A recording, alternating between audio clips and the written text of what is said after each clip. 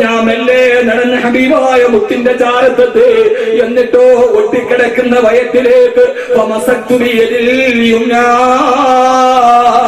എന്റെ വലത്തെ കൈകൊണ്ട് എന്റെ ഭർത്താവിന്റെ ഒട്ടിക്കിടക്കുന്ന വയറിൽ ഞാൻ മെല്ലെയൊന്ന് തലോടി കൊടുത്തു. ഭക്ഷണമല്ലേ അകത്തുകൂടി കൊടുക്കാൻ കഴിയാത്തത്, സ്നേഹം പുറത്തുകൂടി കൊടുക്കാൻ ഫിസിക്കില്ലല്ലോ. എന്റെ ഭർത്താവിന്റെ വയറിൽ ഞാൻ മെല്ലെ തലോടി കൊടുത്തു. എന്റെ ഭർത്താവിന്റെ ഒട്ടിയ വയറിലേക്ക് തൊട്ടപ്പോ എനിക്ക് കരച്ചിൽ സഹിക്കാൻ കഴിഞ്ഞില്ല. ഇതൊരു ഭാര്യയുടെ ഡയറിക്കുറിപ്പാണ്. എന്റെ കണ്ണിലൂടെ കണ്ണുനീര് തടം തല്ലിയാത്തൊടുക. ഹബീബായ മുത്തിന്റെ മുഖത്തേക്ക് ആയിഷ ബീവിയുടെ കണ്ണുനീര് വീണപ്പോ ഹബീബായ നബി തങ്ങൾ ഉറക്കത്തിൽ നിന്ന് ചാടിയെടുത്തേട്ടു. നോക്കിയപ്പോ ഒട്ടിയ വയറിൽ കെട്ടിപ്പിടിച്ചുകൊണ്ട് പൊട്ടിക്കടയുന്ന ഭാര്യയെ കണ്ടപ്പോ ഹബീബായ മുത്ത് ചോദിച്ചു, ആയിഷ എന്തേ മോളെ എനിക്ക് സഹിക്കാൻ കഴിയുന്നില്ല യാ റസൂലല്ലാഹ്. തന്റെ പ്രിയപ്പെട്ട ഭാര്യയുടെ കൈവിരലുകളിലേക്ക് തന്റെ റിസാലത്തിന്റെ കൈവിരലുകളെ ചേർത്ത് വെച്ചിട്ട് അള്ളാന്റെ റസൂൽ ചോദിച്ച, ആയിഷ ഇവിടത്തെ സമ്പന്നർ വേണോ അതല്ല നാളെ സ്വർഗത്തിന്റെ സ്വർണ്ണക്കട്ടില്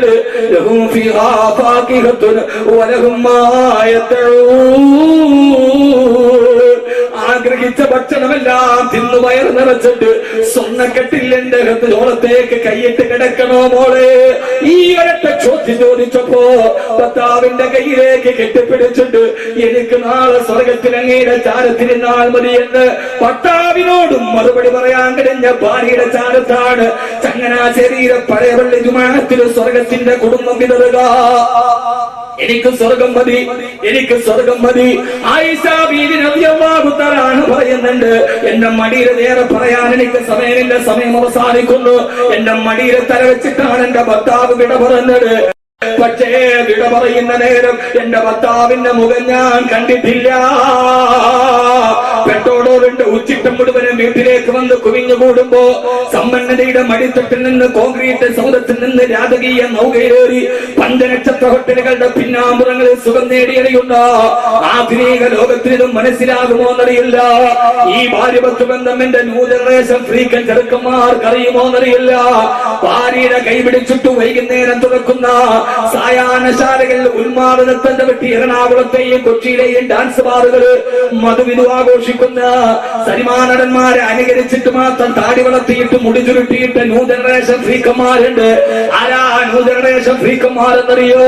എന്റെ ഭാഷയിൽ തന്നെ പറഞ്ഞാൽ അണുകുടുംബത്തിൽ പറഞ്ഞിട്ട് ആധുനിക രാസവള നിർമ്മാണശാലയിലെ ഉപോൽപ്പന്നം പോലെ KFC-യും കെൻഡക്കിയും ബർഗറുമാരും തിന്നുപഠിച്ച് പാതിരാസമയത്ത് കയ്യിലിരിക്കുന്ന ടച്ച് സ്ക്രീനിൽ വിരളിയെത്തിയിട്ട് ലോകത്തുള്ള 140 രാഷ്ട്രത്തിൽ ഏതൊക്കെ പെണ്ണ് തുണിയുരിഞ്ഞാടിയാലും അത് മുഴുവനും www.com-ലൂടെ കണ്ട് കിടന്ന് പാതിരാസമയത്ത് കടലിന്റെ പുറത്തിരുന്ന് അരക്കിൽ പോട്ട് തുണിയില്ലാത്ത കാമുകിയോട് കോൺസെപ്റ്റിന്റെ രതിസുഖമാസ്വദിച്ചു.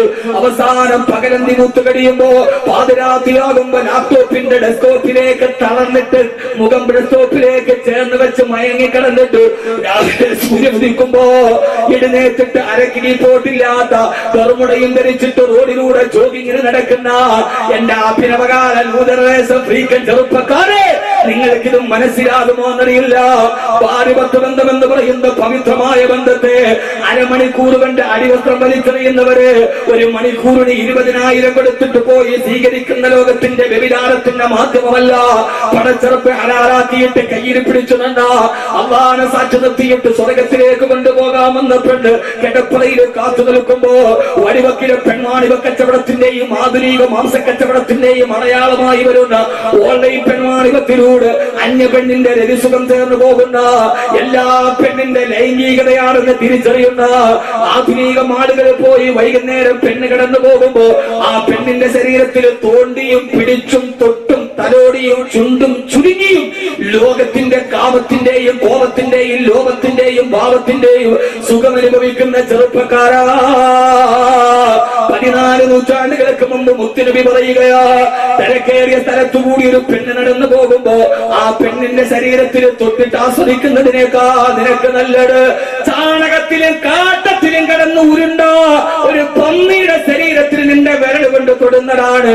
അതിനേക്കാൾ അതിനേക്കാൾ നിനക്ക് നല്ലതെന്ന് തിരക്കിലൂടെ പോകുന്ന പെണ്ണിന്റെ ശരീരത്തെ തൊട്ട് പരിശ്രമിക്കുന്ന ശബരിമലയിൽ പെൺകുട്ടികളെ കടക്കാമോ എന്ന് സുപ്രീം കോടതിയിൽ വിധി വരാൻ പോവുകയാ. ശബരിമലയിൽ പെണ്ണുങ്ങൾ പ്രവേശിക്കണമെന്ന് മുസ്ലിം സമുദായത്തിന് യാതൊരുവിധ നിർബന്ധമില്ല. കാരണം ഒരു മതത്തിന്റെ ആധാരമാ, മതവുമായിട്ട് തന്നെ മതത്തിന്റെ ആചാര്യന്മാര് വേദങ്ങളും പറയേണ്ടതാണ്. അത് കോടതി തീരുമാനിക്കേണ്ടതല്ല. മതത്തിന്റെ ആധാരങ്ങൾ ശബരിമലയിൽ പെണ്ണ് പോകണമോ വേണ്ടയെന്നുള്ള മതത്തിന്റെ നിദർശകന്മാര് പറയേണ്ടതാ. പക്ഷേ ആ സുപ്രീം കോടതി വിധിയുമായി ബന്ധപ്പെട്ടുകൊണ്ട് ഇന്ന് ലോകത്തിന്റെ അവസ്ഥ ഞാൻ സൂചിപ്പിക്കാൻ പറയാ. കേരളത്തിന്റെ സാമൂഹിക പ്രവർത്തക പ്രിയപ്പെട്ട സുഗതകുമാരി ടീച്ചർ അവരോടുള്ള പല കാര്യത്തിലും വിയോജിപ്പ് രേഖപ്പെടുത്തിക്കൊണ്ട് തന്നെ സുഗതകുമാരിയുടെ ഫാസിസ്റ്റുകളോടുള്ള മൃദുസമീപനത്തിനോടുള്ള വിയോജിപ്പ് രേഖപ്പെടുത്തിക്കൊണ്ട് തന്നെ സുഗതകുമാരി പറഞ്ഞതെന്നറിയോ, ശബരിമലയിലേക്ക് പോകാൻ സ്ത്രീകൾക്ക് അനുവാദം കൊടുത്താലും പോകല്ല പെങ്ങള്. 18-ാം പടിയുടെ ഈശ്വര സന്നിധാനത്തിലെ ശരണം വിളികളോടെ കടന്നുപോയാലും ആ തിരക്കിന്റെ ഇടയിലും നിന്റെ ശരീരത്തെ പാഞ്ഞു വരുന്ന ഈ പുരുഷന്റെ നീരാളി കൈകളെ പിടിച്ചു നിർത്താൻ നിനക്ക് കഴിയില്ല. പോകരുത്. ഈശ്വര സന്നിധാനത്തിൽ പോലും പെണ്ണിന്റെ നേരെ പുരുഷന്റെ കാമക്കൈ വരുമെന്ന രീതിയിൽ കേരളത്തിന്റെ അവസ്ഥ മാറുമ്പോ 14 നൂറ്റാണ്ടുകൾക്ക് മുമ്പ് ഹബീബായ നബി മുഹമ്മദ് മുസ്തഫ സല്ലല്ലാഹു അലൈഹി വസല്ലം പറയാ, ഒരു പെണ്ണിന്റെ അന്യപെണ്ണിന്റെ ശരീരത്തിലൊന്ന് തൊട്ടിട്ടും മാളുകളിൽ അതിനു വേണ്ടി പോകുന്ന, പാർക്കുകളിൽ അതിനു വേണ്ടി പോകുന്ന, അമ്പലത്തിലെ ഉത്സവത്തിന് അതിനു വേണ്ടി പോകുന്ന, അമ്പലത്തിൽ ഉത്സവം നടക്കുമ്പോൾ മുസ്ലിം കുട്ടികൾ പോകുന്നത് നിങ്ങൾ എന്നെ വെടിവെച്ചാലും കുഴപ്പമില്ല, തെറി പറഞ്ഞാലും എനിക്ക് കുഴപ്പമില്ല. കാരണം അതൊക്കെ എനിക്ക് കിട്ടുന്ന അംഗീകാരങ്ങളായി വിലപ്പെടുത്തിക്കൊണ്ടിരുന്ന് അനക്ക മറ്റു നിദ്രയില്ല. 20 മുമ്പതായി എനിക്കതീവ ദൂരമുണ്ട് വിശ്രമം നടക്കുക. 3 വെള്ളത്തുണിയിൽ പൊതിഞ്ഞിട്ട് എന്റെ വീടിന്റെ ഉമ്മറപ്പടിയിൽ എന്നെ കിടത്തുന്നതിന് മുമ്പ് എനിക്ക് ഈ സമൂഹത്തോട് ചെയ്യാൻ കുറെ ലക്ഷ്യങ്ങളുണ്ട്. ആ ലക്ഷ്യത്തിന്റെ പ്രവർത്തനത്തിനാണ് ഞാനും കാശ്മീർ അടക്കമുള്ള ആളുകൾ അപവാദങ്ങളെ ഭയക്കുന്നില്ല മോനെ. അമ്പലത്തിന്റെ ഉത്സവത്തിന് മുസ്ലിം കുട്ടികൾ പോകുന്നത് പൂരം കാണാനല്ല, അവിടുത്തെ പ്ലോട്ട് കാണാനല്ല. ലോകത്തുള്ള മുഴുവൻ ഉത്സവങ്ങളിലും ഏതും മതമാണെങ്കിലും ചെറുപ്പക്കാർ പോകുന്നത് തിരക്കിട്ടതിന്റെ ഇടയിൽ പെണ്ണുങ്ങളുടെ മാംസത്തെ തൊടാനാണെങ്കിൽ ഒരു പെണ്ണിന്റെ മാംസത്തിൽ തൊട്ട് ആസ്വദിക്കുന്നതിനേക്കാൾ നല്ലത് ചാണകത്തിലും കാട്ടത്തിലും കിടന്ന് ഉരുണ്ട് കിടക്കുന്ന ഒരു പന്നിയുടെ ശരീരത്തിൽ തൊടുന്നതാണ് നിനക്ക് നല്ലതെന്ന് ഹബീബായ നബി മുഹമ്മദ് മുസ്തഫ സല്ലല്ലാഹു അലൈഹി വസല്ലമ. പൊന്നുമോനെ, പെണ്ണെന്ന് പറയുന്നത് വികാരത്തിന്റെ ബുദ്ധീകരണത്തിനല്ല. പെണ്ണിനെ അല്ലാഹു നിനക്ക് നൽകിയത് നിന്റെ മക്കളെ പ്രസവിച്ചു തരാൻ, ആ മക്കളെ തർബിയത്ത് നടത്താൻ.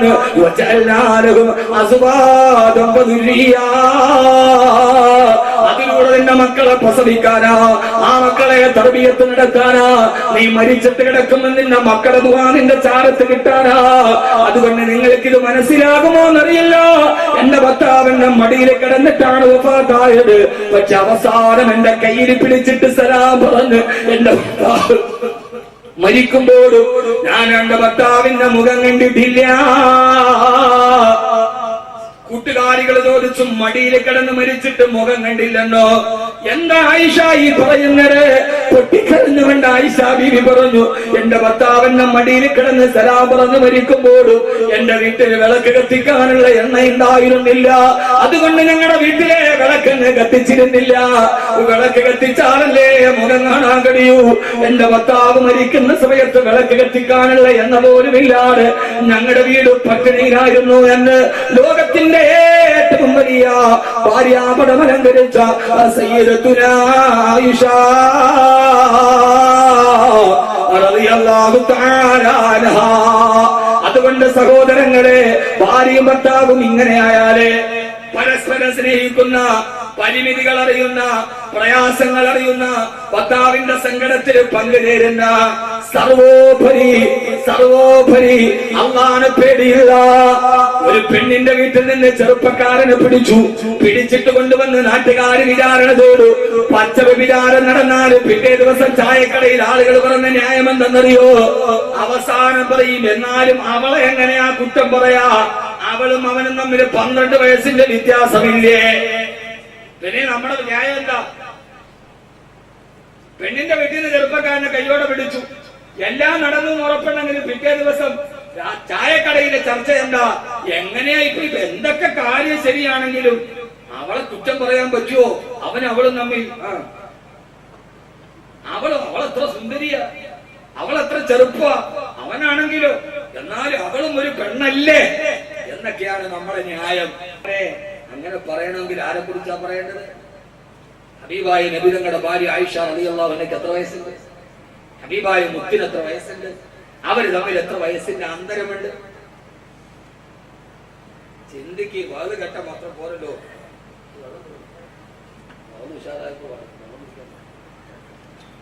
ഇനി വളരെ പ്രധാനം. സമയമായോ?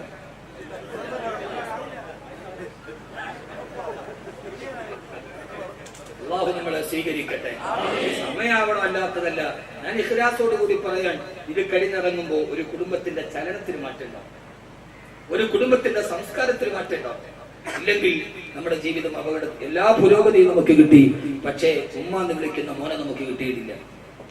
എല്ലാ ഉമ്മമാരുടെയും ആഗ്രഹം, എത്ര വലിയ പത്രാസും പദവിയൊക്കെ ഉണ്ടെങ്കിലും ഉമ്മ എന്ന് വിളിക്കുന്ന ഒരു മകനെ കിട്ടാൻ.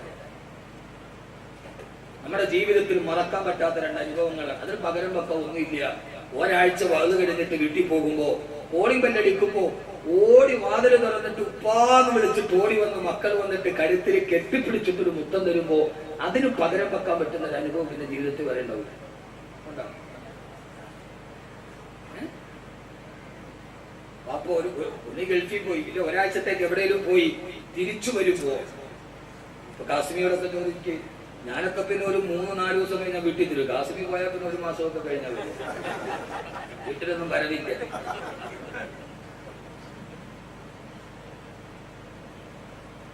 ഫേസ്ബുക്കിലെ പുള്ളിയുടെ ഷെഡ്യൂൾ നോക്കിയാലും 12 ദിവസം കഴിഞ്ഞ് ഞാൻ പലപ്പോഴും വഴക്കൂർ അങ്ങനെ കൊടുക്കരുത്. ഞാൻ പക്ഷെ 4 ദിവസം 4ാമത്തെ ദിവസം വീട്ടിൽ എത്തിയിരിക്കും. ഏത് തിരക്കാണെങ്കിലും അത്ര ഡേറ്റ് ഉണ്ടായിരിക്കും. അതെന്റെ ഒരു ദൗർബല്യം. വീട്ടിലെത്തി സാധാരണ സുബഹിക്കകത്ത് എത്തുമ്പോ കോളിംഗ് ബെല്ലടിക്കുമ്പോ വാതിൽ തുറന്നിട്ട് ഓടി വന്ന് മക്കളിങ്ങനെ വന്ന് കെട്ടിപ്പിടിച്ചിട്ടൊരു മുത്തം തരുമ്പോ ഈ ഖത്തീബുമാരോട് ചോദിക്കുക, വ്യാഴാഴ്ച വീട്ടിലേക്ക് പോകുമ്പോ വീട്ടിലെത്തുമ്പോ ആ സമയത്ത് മക്കൾ ഓടി, ഒരാഴ്ചയായിട്ടുള്ളൂ, ഓടി വന്ന് കെട്ടിപ്പിടിച്ച് നിൽക്കുമ്പോ ഉണ്ടാകുന്ന ഒരു മനസ്സിന്റെ കുളിർമ. എല്ലാവരും അങ്ങനെയല്ലേ? ഖത്തീബുമാരുടെ ജീവിതം ആഴ്ചയിൽ 5 ദിവസം മഹല്ലുകാർക്ക് വേണ്ടി, 2 ദിവസം സ്വന്തം കുടുംബത്തിന് വേണ്ടി. എന്നാലും മഹല്ലുകാരുടെ പരാതി തീരുവില്ല. ശമ്പളത്തിലുള്ള വ്യത്യാസം ഇല്ലതാണ്. പള്ളിയിലെ ഖത്തീബിന്റെ ശമ്പളം ക്ലോസറ്റിലെ വെള്ളം മാറിയില്ല. ആ രസീത് പോലായിരുന്നു. കൂടുമില്ല. അള്ളാഹു അവർക്ക് ബറക്കത്ത് നൽകട്ടെ. ഒന്ന് ആലോചിച്ച് നോക്കി, 5 ദിവസം മഹലിലാണ്, 2 ദിവസം. ഞാൻ ധൈര്യമായിട്ട് ഞാൻ ഇവിടുത്തെ ഖത്തീബൊന്നുമല്ലോ. ഞാൻ ഇപ്പൊ ഖത്തീബ് ജോലി ഏറ്റിട്ടുമില്ല. 2 വർഷമായി ഖത്തീബ് ജോലി ഏൽക്കാറില്ല. തിരക്കുകൊണ്ടാണ്. ഏതായാലും അള്ളാഹു നമ്മുടെ ഇമാമിയങ്ങളുടെ നേതൃത്വത്തിൽ മഹല്ല് കമ്മിറ്റിയും ജനങ്ങളും ഒന്നിക്കുമ്പോഴാണ് ഇതുപോലെയുള്ള നല്ല പ്രവർത്തനങ്ങളൊക്കെ നടക്കുക. 2 പേര് 2 സൈഡിൽ നിന്നാൽ മഹല്ല് പുരോഗതിയിലേക്ക് പോവില്ല. അള്ളാഹു നമ്മളെ നന്നാക്കി തരട്ടെ. അള്ളാഹു ഖൈറ് നൽകട്ടെ. ആ സമയത്ത് ജീവിതത്തിൽ സമാനതകളില്ലാത്ത ഒരു അനുഭവമാണ് മക്കളെ കെട്ടിപ്പിടിച്ച് ഉമ്മ തരിക. 2ാമത്തെ അനുഭവം, കുളിച്ചിട്ട് പുഴയിൽ പോയി കുളിച്ചിട്ട് കുളിമുറിയിൽ കുളിച്ചിട്ട് കയറി വരുമ്പോ കൊച്ചു പ്രായത്തിൽ മുടിയിലൂടെ തോർത്തിട്ട് വെള്ളം പോകാതെ മുടിയിലൂടെ വെള്ളം ഇങ്ങനെ ഒലിച്ചിറങ്ങുമ്പോ ഉമ്മ ഓടി വന്നിട്ട് അടുക്കളയിൽ നിന്ന് ഓടി വന്നിട്ട് അടുക്കളയിലെ പുകയും കറയും കരിയും പറ്റി ഉമ്മാടെ തലമുണ്ടെടുത്തിട്ട്, മക്കളെ മുടിയിൽ വെള്ളം കിടന്നാൽ പനി പിടിക്കുമെന്ന് പറഞ്ഞു ഉമ്മാടെ കരി പുരണ്ട ഇടത്തെ കൈകൊണ്ട് കരുത്തി കൂടെ കൈയിട്ട് ഉമ്മാന്റെ നെഞ്ചിലേക്ക് ചേർത്ത് പിടിച്ച് ആ ഉമ്മാന്റെ തലയിൽ കിടന്ന അടുക്കളയുടെ കരിപുരണ്ട കറുത്ത തലമുണ്ടുകൊണ്ട് തല ഇങ്ങനെ തോർത്തി തന്നപ്പോ കിട്ടിയ ഒരു സുഖം, അതിനു പകരം ദുബൈയിലെ ബർജ് ദുബൈയിലെ 5 നക്ഷത്ര ഹോട്ടലിന്റെ ബാത്ത് തപ്പി കുളിച്ചാലും അതിന് പകരമാവില്ല.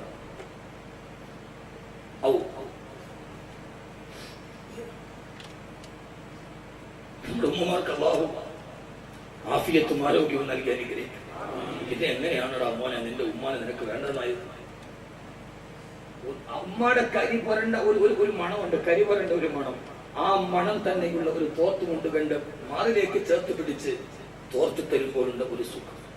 അതിന് പകരം വെക്കാൻ പറ്റുന്ന അനുഭവങ്ങൾ ഭൂമിയിൽ വേറെയില്ല. അല്ലാഹു നമ്മുടെ മാതാപിതാക്കളെ അനുഗ്രഹിക്കുമാറാകട്ടെ. അതുകൊണ്ട് എന്റെ സഹോദരങ്ങളോട് സഹോദരിമാരോട് എല്ലാ പട്ടിണിയും പരാതിയും ഉണ്ടെങ്കിലും നമ്മുടെ ജീവിതം നന്നാക്കിയെടുക്കണം. നമ്മുടെ കുടുംബം സ്വർഗത്തിൽ ഒരുമിച്ച് കൂടുന്ന കുടുംബമാകണം. അള്ളാഹു അങ്ങനെ ആക്കി തരുമാറാകട്ടെ. അള്ളാഹു അങ്ങനെ ആക്കി തരുമാറാകട്ടെ. അള്ളാഹു അങ്ങനെ ആക്കി തരുമാറാകട്ടെ. അതിന് ചെയ്യേണ്ട ചില പ്രധാനപ്പെട്ട കാര്യങ്ങൾ, മാതാപിതാക്കൾ ഇക്കാര്യത്തിൽ ജാഗരൂകരാകണം. ഭാര്യയും ഭർത്താവും നന്നാവണം, അപ്പോഴേ മക്കൾ നന്നാവും.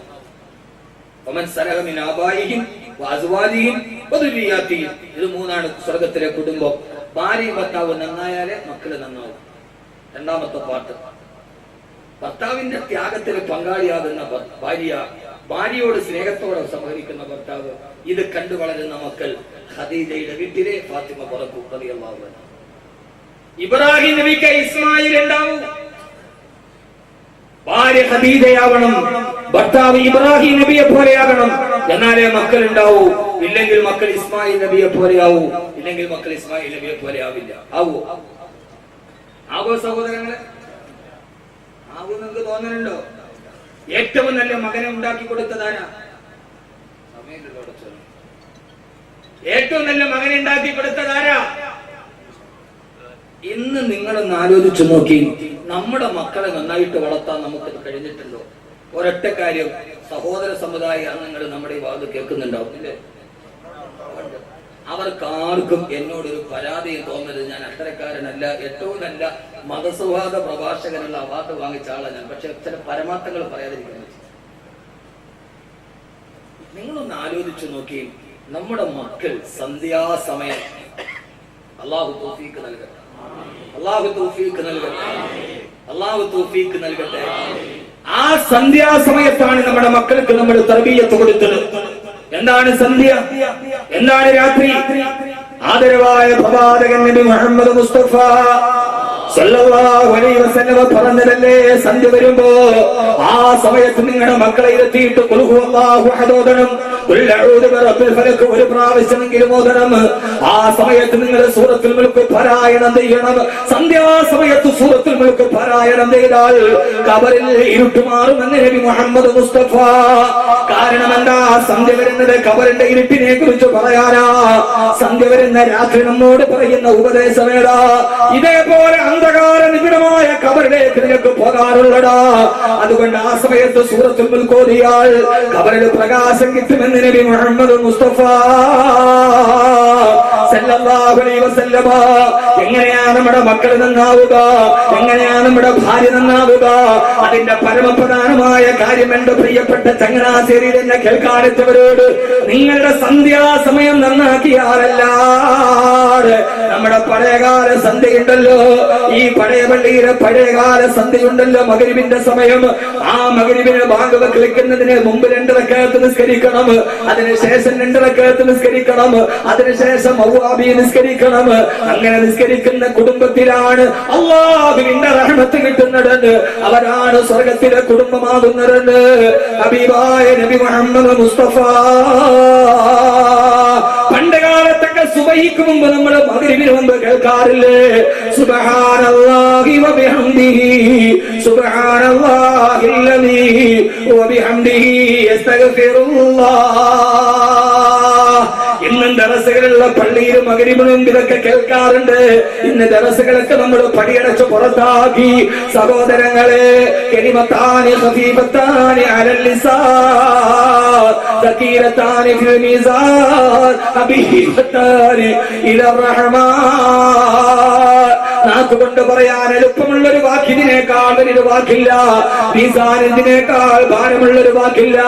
അള്ളാഹുവിന് ഏറ്റവും ഇഷ്ടപ്പെട്ട ഇതിനേക്കാൾ വലിയൊരു വാക്കില്ല. സന്ധ്യാസമയത്ത് തസ്ബീഹ് പറഞ്ഞ, സന്ധ്യാസമയത്ത് ഖുർആൻ ഓതിയ സന്ധ്യാസമയം, ആ സമയത്താണ് ഏഷ്യാനെറ്റുകാരൻ ഭക്തിയാണ് സന്ധ്യയുടെ മുഖമുദ്ര.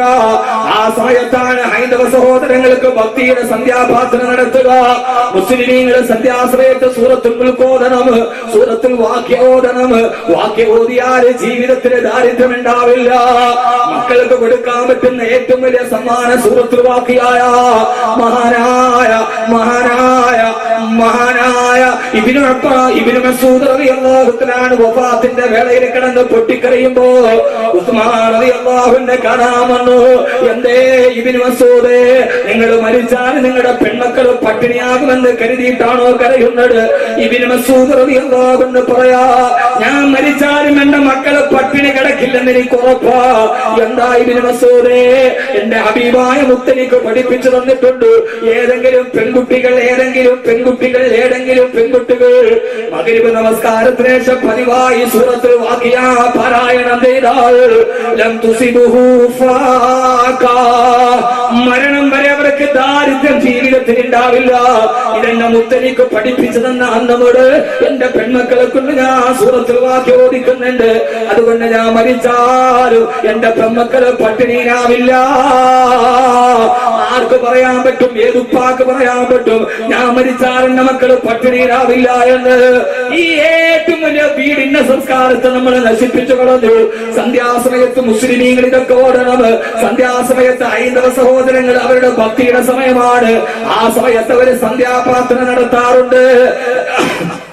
അവരുടെ പ്രാർത്ഥന രാമ രാമ രാമ രാമ രാമ രാമ ഭാഗിമ, രാമപാദം ചേരണേ മുകുന്ദ രാമ ഭാഗിമ, കട്ടിമുട്ടി നായക പുരുന്ദരാതി സേവിത, കട്ടവാരി ജയ മുകുന്ദ രാഗമാകി ഭാഗിമ. രാമ രാമ സന്ധ്യാനാമം ജപിക്കാറുണ്ട്. ആ സന്ധ്യാസമയം ഭക്തിയുടേതാ. എന്റെ പ്രിയപ്പെട്ട മുസ്ലിം കുടുംബമേ, മഗ്‌രിബിന്റെ സമയത്ത് ഖുർആനോദയുടെ സമയത്ത് ഏഷ്യാനെറ്റുകാരൻ 7 മണിയാകുമ്പോ നിന്നെ അറിയാതെ പറയിപ്പിച്ചിട്ടുണ്ട. ആ സമയത്താണ് ഏഷ്യാനെറ്റിലും സൂര്യനും ഭക്തിയുടെ സീരിയൽ നടക്കുക. ഏഷ്യാനെറ്റുകാരൻ അറിയാം ഭക്തിയുടെ സമയമാണത്.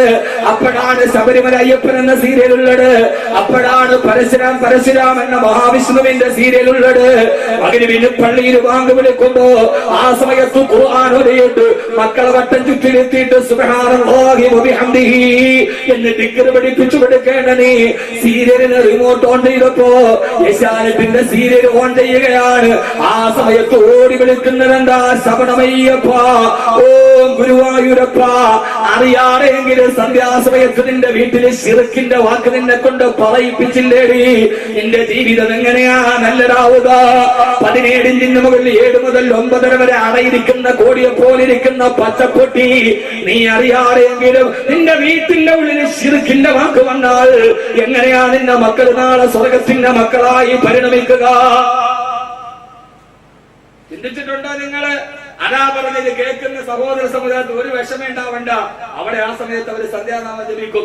7 മണിക്ക് സൂറത്തുൽ വാഖിയ ഓതുന്ന സമയത്ത് റിമോട്ട് എടുത്തിട്ട് ഓണായാൽ അത് കേൾക്കണെന്താ? പറ, നിങ്ങൾ എന്താണ് പൊട്ടന്മാരെ പോലെ നോക്കുന്നത്? എന്താ പറ? നമ്മൾ പറയിപ്പിച്ചില്ലേ? എന്താ വിഷമം തോന്നണോ? പറയേണ്ടതുപോലെ പറഞ്ഞ ആർക്കൊരു വിഷമം ഉണ്ടാവൂല. അവരും ആ സമയത്ത് ഭക്തിയുടെ ഭാഗത്താണ്. അറിയാതെങ്കിലും ഒരു ശിർക്കിന്റെ വാക്ക് പറഞ്ഞില്ലേ? ഓരോ ദിവസവും സന്ധ്യ ഖബറിന്റെ ഇരുട്ടിനെ ഓർമ്മിപ്പിക്കാനാണ് രാത്രി വരുന്നത്. ആ സമയത്ത് നിന്റെ വീട്ടിൽ കേട്ടതോ? മുരിയാക്കന്മാർക്ക് സീരിയലിനോട് എന്താ ഇത്ര വിരോധം എന്ന് ചോദിക്കും. മനസ്സിലായ എന്താണ്? അല്ലാതെ സീരിയലുകാരനോട് ഞങ്ങൾക്ക് വിരോധമൊന്നും ഇല്ല. മാപ്പിളപ്പാട്ടുകാർ ആലപ്പുഴയിൽ ഹോട്ടലിൽ കയറിയപ്പോ ഇപ്പോഴത്തെ പുതിയ മാപ്പിളപ്പാട്ടുകാരെന്നെ കണ്ടു, വന്നെന്ന് ഫോട്ടോ ഒക്കെ എടുത്തിട്ട് വന്ന് പൊന്നു വാക്കവി നിങ്ങൾ എന്തിനാ നമ്മുടെ കഞ്ഞിയിൽ പാറ്റ അടിച്ചത്? എന്നോട് അവർ ചോദിച്ചത്. ഞാൻ പറഞ്ഞു, നിങ്ങളുടെ കഞ്ഞിയിൽ നമ്മൾ പാട്ട അടിക്കുന്നില്ല. നിങ്ങൾ ഈ പ്രണയമേ ഞാൻ കരയുമ്പോൾ പാടിക്കുന്ന സമയത്ത് മരണമേ ഞാൻ കരയുമ്പോൾ നിങ്ങൾ എഴുത്. അതായത് ഞാൻ അവരോട് പറഞ്ഞാൽ നിങ്ങൾക്ക് അള്ളാഹു വലിയ കഴിവ് തന്നിട്ടുണ്ട്. നിങ്ങൾ നന്നായിട്ട് പാടും. ശബ്ദം അള്ളാഹുവിന്റെ ഏറ്റവും നല്ല അനുഗ്രഹമാണ്, അല്ലേ? എന്റെ ശബ്ദത്തേക്കാൾ നല്ലതാണ് കാസിമിയുടെ ശബ്ദം. എന്നത് പറഞ്ഞു പതറാൻ തുടങ്ങി. ശബ്ദം ഏറ്റവും നല്ല അനുഗ്രഹമാണ്, അല്ലേ? അതേ മനുഷ്യന്മാരെ, അബ്ദുല്ലാഹി ഇബ്നു മസ്ഊദ് റളിയല്ലാഹു അൻഹു നല്ല സുന്ദരമായ ശബ്ദത്തിൽ ഖുർആൻ ഓതിയപ്പോ അതിൽ ലയിച്ചിരുന്ന മുത്തനബി പറഞ്ഞു, ഇബ്നു മസ്ഊദേ ഇന്നക ഊതീത മിസ്മാറൻ മിന മസാമീരി ആലി ദാവൂദ്. ദാവൂദ് നബിയുടെ കുടുംബത്തിന് കിട്ടിയ സ്വരമാധുരി നിങ്ങൾക്ക് നൽകിയിട്ടുണ്ട് ഇബ്നു മസ്ഊദേ. നല്ല സ്വരമാധുരി, അതാ നല്ല അനുഗ്രഹമാണ്. മുസ്ലിമീങ്ങൾക്ക് അല്ലാഹു സ്വരത്തിന് മാധുര്യം തന്നത് പ്രണയത്തിന്റെ പാട്ട് പാടാനല്ല, വറത്തിലിൽ ഖുർആന തർതീലാ. നല്ല ആഗ്രഹത്തോടെ സുന്ദരമായി ഖുർആൻ പാരായണം ചെയ്യാനാണ്. അല്ലാഹു നമ്മുടെ മക്കളെ നന്നാക്കി തരട്ടെ. അതുകൊണ്ടാണ് ഹബീബായ നബി മുഹമ്മദ് മുസ്തഫ, ഉറക്കെ പറയില്ല, ഞാൻ നിർത്തും. ഹബീബായ നബി മുഹമ്മദ് മുസ്തഫ സല്ലല്ലാഹു അലൈഹി വസല്ലം പറയാണ്. ഞാൻ ചെറിയ ഹദീസ് പറയാം, എന്നിട്ട് ഇൻഷാ അല്ലാഹ് സ്വർഗ്ഗത്തിലെ ദമ്പതികളുടെ വിശദീകരണമൊക്കെ ഇത്രയും 11:30 ഇത് 12 മണിക്ക്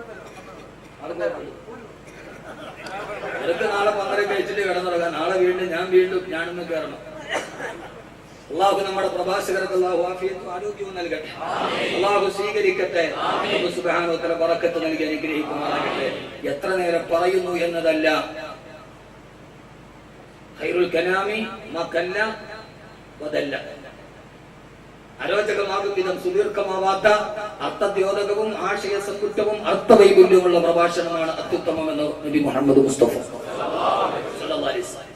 ഇന്ന് നമ്മളെ ബാധിച്ച വളരെ പ്രധാനപ്പെട്ട ഒരു വിഷയം ഞാൻ പറഞ്ഞു തരാം. മാറ്റാൻ പറ്റുമെങ്കിൽ മാറ്റി. എന്നിട്ടൊരു 2 ദുആയി നിങ്ങൾക്ക് ഞാൻ പഠിപ്പിച്ചു തരാം. അള്ളാഹു കാത്തുരക്ഷിക്കട്ടെ. അള്ളാഹു കാത്തുരക്ഷിക്കട്ടെ. ഹബീബായ നബി മുഹമ്മദ് മുസ്തഫ സല്ലല്ലാഹു അലൈഹി വസല്ലം പറഞ്ഞു, പടിഞ്ഞാറ് നിന്ന് സൂര്യൻ ഉദിക്കും, അന്ന് ഖിയാമത്ത് നാൾ സംഭവിക്കും. പടിഞ്ഞാറ് നിന്ന് സൂര്യൻ ഉദിക്കുമെന്ന് ശാസ്ത്രം കണ്ടുപിടിച്ചിട്ടുണ്ട്. ഈ ഭൗമികമായ ഈ പ്രപഞ്ചലോകത്തിന്റെ സൗരോർജ ലോകത്തിന്റെ കാന്തിക തരംഗം നഷ്ടമാകും. അപ്പോൾ ആ കാന്തിക തരംഗം നഷ്ടമാകുമ്പോ ആകാശലോകത്തിൽ കൊടുങ്കാറ്റ് ആഞ്ഞടിക്കുമ്പോൾ ഈ പ്രപഞ്ചത്തിന്റെ ഘടന തന്നെ മാറും. ഉത്തരധ്രുവം ദക്ഷിണ ധ്രുവമാകും, ദക്ഷിണ ധ്രുവം ഉത്തര ധ്രുവമാകും. അപ്പോൾ പിന്നെ ഉദിക്കുന്നിടത്ത് തന്നെ അസ്തമിക്കേണ്ടി വരും എന്ന് ശാസ്ത്രലോകം കണ്ടുപിടിച്ചിട്ടുണ്ട്. ആ ഭാഗത്തേക്ക് റവാഹു നാസ വകമാകാല മനോരമ. അതിന്റെ റിപ്പോർട്ട് അടുത്ത ഡയഗ്നോസുകളാണ് ഞാൻ പറഞ്ഞത്. അത് നമുക്ക് പിന്നീട് ഒരിക്കലും ഇൻഷാ അല്ലാഹ് ചർച്ച ചെയ്യാം. ഏതായാലും തകരും എന്നുള്ള കാര്യം ഉറപ്പാണ്. ഹബീബായ നബിയോട് ചോദിച്ചു, നബിയെ സല്ലല്ലാഹു അലൈഹി വസല്ലം, നബിയെ സല്ലല്ലാഹു അലൈഹി വസല്ലം, എപ്പോഴാണ് ലോകം അവസാനിച്ചു പടിഞ്ഞാറ് നിന്ന് സൂര്യൻ ഉദിക്കുന്നത്? അന്ന് തൗബയുടെ വാതിൽ അടഞ്ഞു പോകും.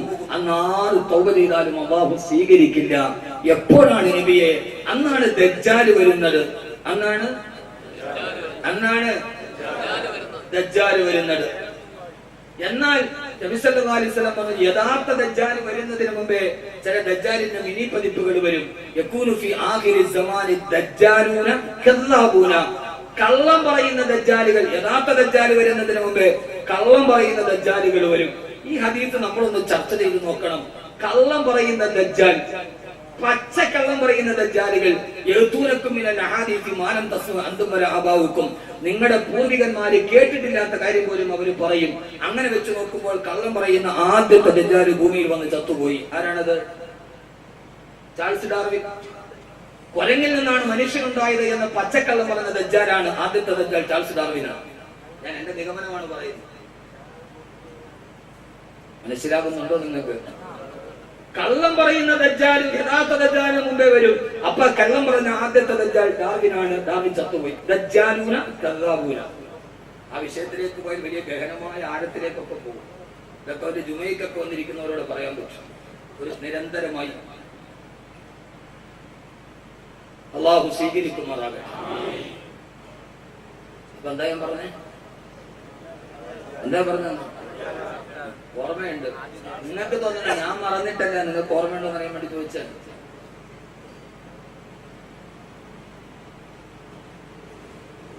ചൂടുള്ള വെള്ളം നിങ്ങൾ വാള് പറഞ്ഞിട്ട് തണുത്തുള്ളത് ഭയങ്കര വാള് പറയണ ആളെ, എന്നിട്ട് എനിക്ക് തണുത്തുള്ളത്. ആത്മാ സ്നേഹമൊക്കെ ചിരിയിലുള്ളതാണ്. അതായത് കാസിമിയുടെ ഒരു പ്രത്യേകത, നല്ല ചിരിയാണ്. അതേപോലുള്ള ചിരി പിന്നെ ക്ലോസപ്പിന്റെ കവറിലെ ചിരി നന്നായിട്ട് ചിരിക്കും. നല്ല സ്വഭാവമാണല്ലോ. ബാബു നിലയത്തിൽ കൊടുക്കട്ടെ. ചില ആളുകളാണ് എന്ത് പറഞ്ഞാലും അങ്ങനെ ഒന്നും ചിരിക്കൂല. ഒരു സത്യവിശ്വാസിയുടെ മുഖത്ത് നോക്കി ചിരിക്കൽ സദക്കയാണ്. ചില ആളുകളെ സലാം പറഞ്ഞാലും ഗൗരവമാണ്, ഭയങ്കര വെയിറ്റാണ് അവർ. അതിങ്ങനെ നോക്കും. ആരാണ്? ഞാൻ ഇവിടുത്തെ പാർട്ടിയുടെ പോക്ക് മെമ്പറാണ്. എവിടെ ജഗന്നാശ്ശേരി പഴയ ചാക്കത്തോടാണ്. എന്നാലും അവന്റെ വെയിറ്റിനൊരു കാര്യം. ചിരിക്കൽ സുന്നത്താണ്, സദക്കയാണ്. ചിരിക്കാൻ ഒരാൾക്ക് കോപം 64 ഞരമ്പുകൾ വർക്ക് ചെയ്യണം. മുഖത്ത് സന്തോഷം വന്നെങ്കിൽ 3 ഞരമ്പ് വർക്ക് ചെയ്താൽ മതി. അപ്പൊ ഏതാ ലാഭം ശരീരത്തിന്? ചിരിക്കലല്ലേ? ചിരിക്കുക. ആദരവായ പ്രവാചകൻ നബി മുഹമ്മദ് മുസ്തഫ സല്ലല്ലാഹു അലൈഹി വസല്ലം പറയുകയാ, ലോകാവസാനം വരുമ്പോ ഇദ ശംസു കുവിറത് വഇദൻ നുജൂമുൽ ഖദറത് വഇദൽ ജിബാലു സുയിറത് വഇദൽ ബുഹൂഷു ഹുശറത് വഇദൽ ബിഹാറു ഫുജ്ജിറത്. ആകാശം ചുരുട്ടപ്പെടും, സൂര്യൻ ധവളധവളമായി പൊടിക്കപ്പെടും, സമുദ്രത്തിന്റെ ഉള്ളിൽ തീ കത്തിക്കപ്പെടും. സമുദ്രത്തിന്റെ ഉള്ളിൽ തീ കത്തും, ഉറപ്പാണ്.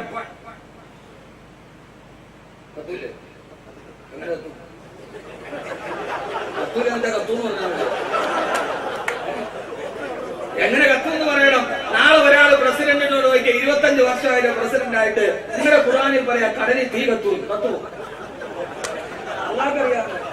എന്താ എന്റെ സഹോദരങ്ങളെ, ഞാൻ വിഷയം പറയാൻ ഇതിന്റെ അടയാളം നടത്തി. കടലിൽ തീ കത്തുന്ന് സമർത്ഥിക്കാൻ ഇസ്ലാം പുറമ്പോക്കൊന്നുമല്ല.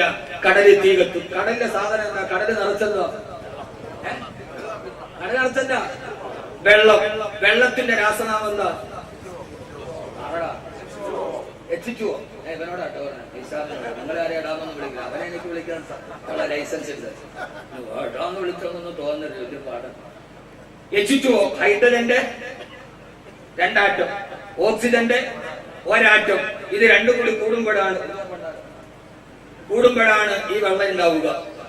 ഹൈഡ്രജന്റെ 2 ആറ്റം, ഫോർ എക്സാമ്പിൾ ഓക്സിജന്റെ 1 ആറ്റം, രണ്ടും കൂടെ ചേരുമ്പോ വെള്ളം ഉണ്ടാവും. ഹൈഡ്രജന്റെ സ്വഭാവം എന്താ?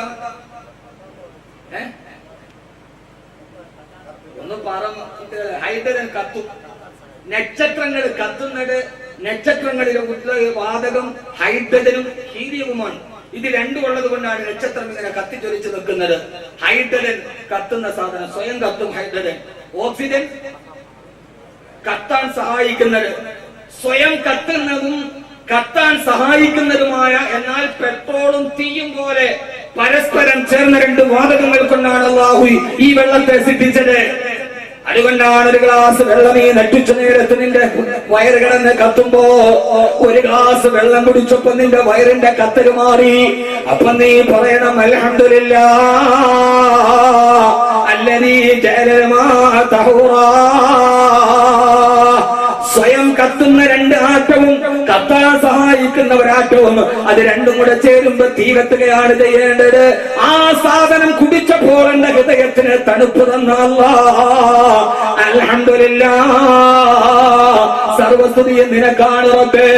എന്റെ പ്രിയപ്പെട്ട എഞ്ചിനീയറിംഗ് വിദ്യാർത്ഥികളെ, എന്റെ പ്രിയപ്പെട്ട വിദ്യാഭ്യാസമുള്ള ചെറുപ്പക്കാരാ, ഗവേഷണത്തിന്റെ ജനാലയുടെ വാതിൽ ഞാൻ തുറന്നു തരികയാ. ഈ കടല് മുഴുവനും ആനടിക്കുന്ന ജലം, സ്വയം കത്തുന്ന 2 ആറ്റവും കത്താൻ സഹായിക്കുന്ന 2 ആറ്റവും തമ്മിൽ കൂടിച്ചേർന്നതാ. അല്ലാഹുവിന്റെ കുദറത്ത് കൊണ്ടാണ് കത്താതിരിക്കുന്നത്.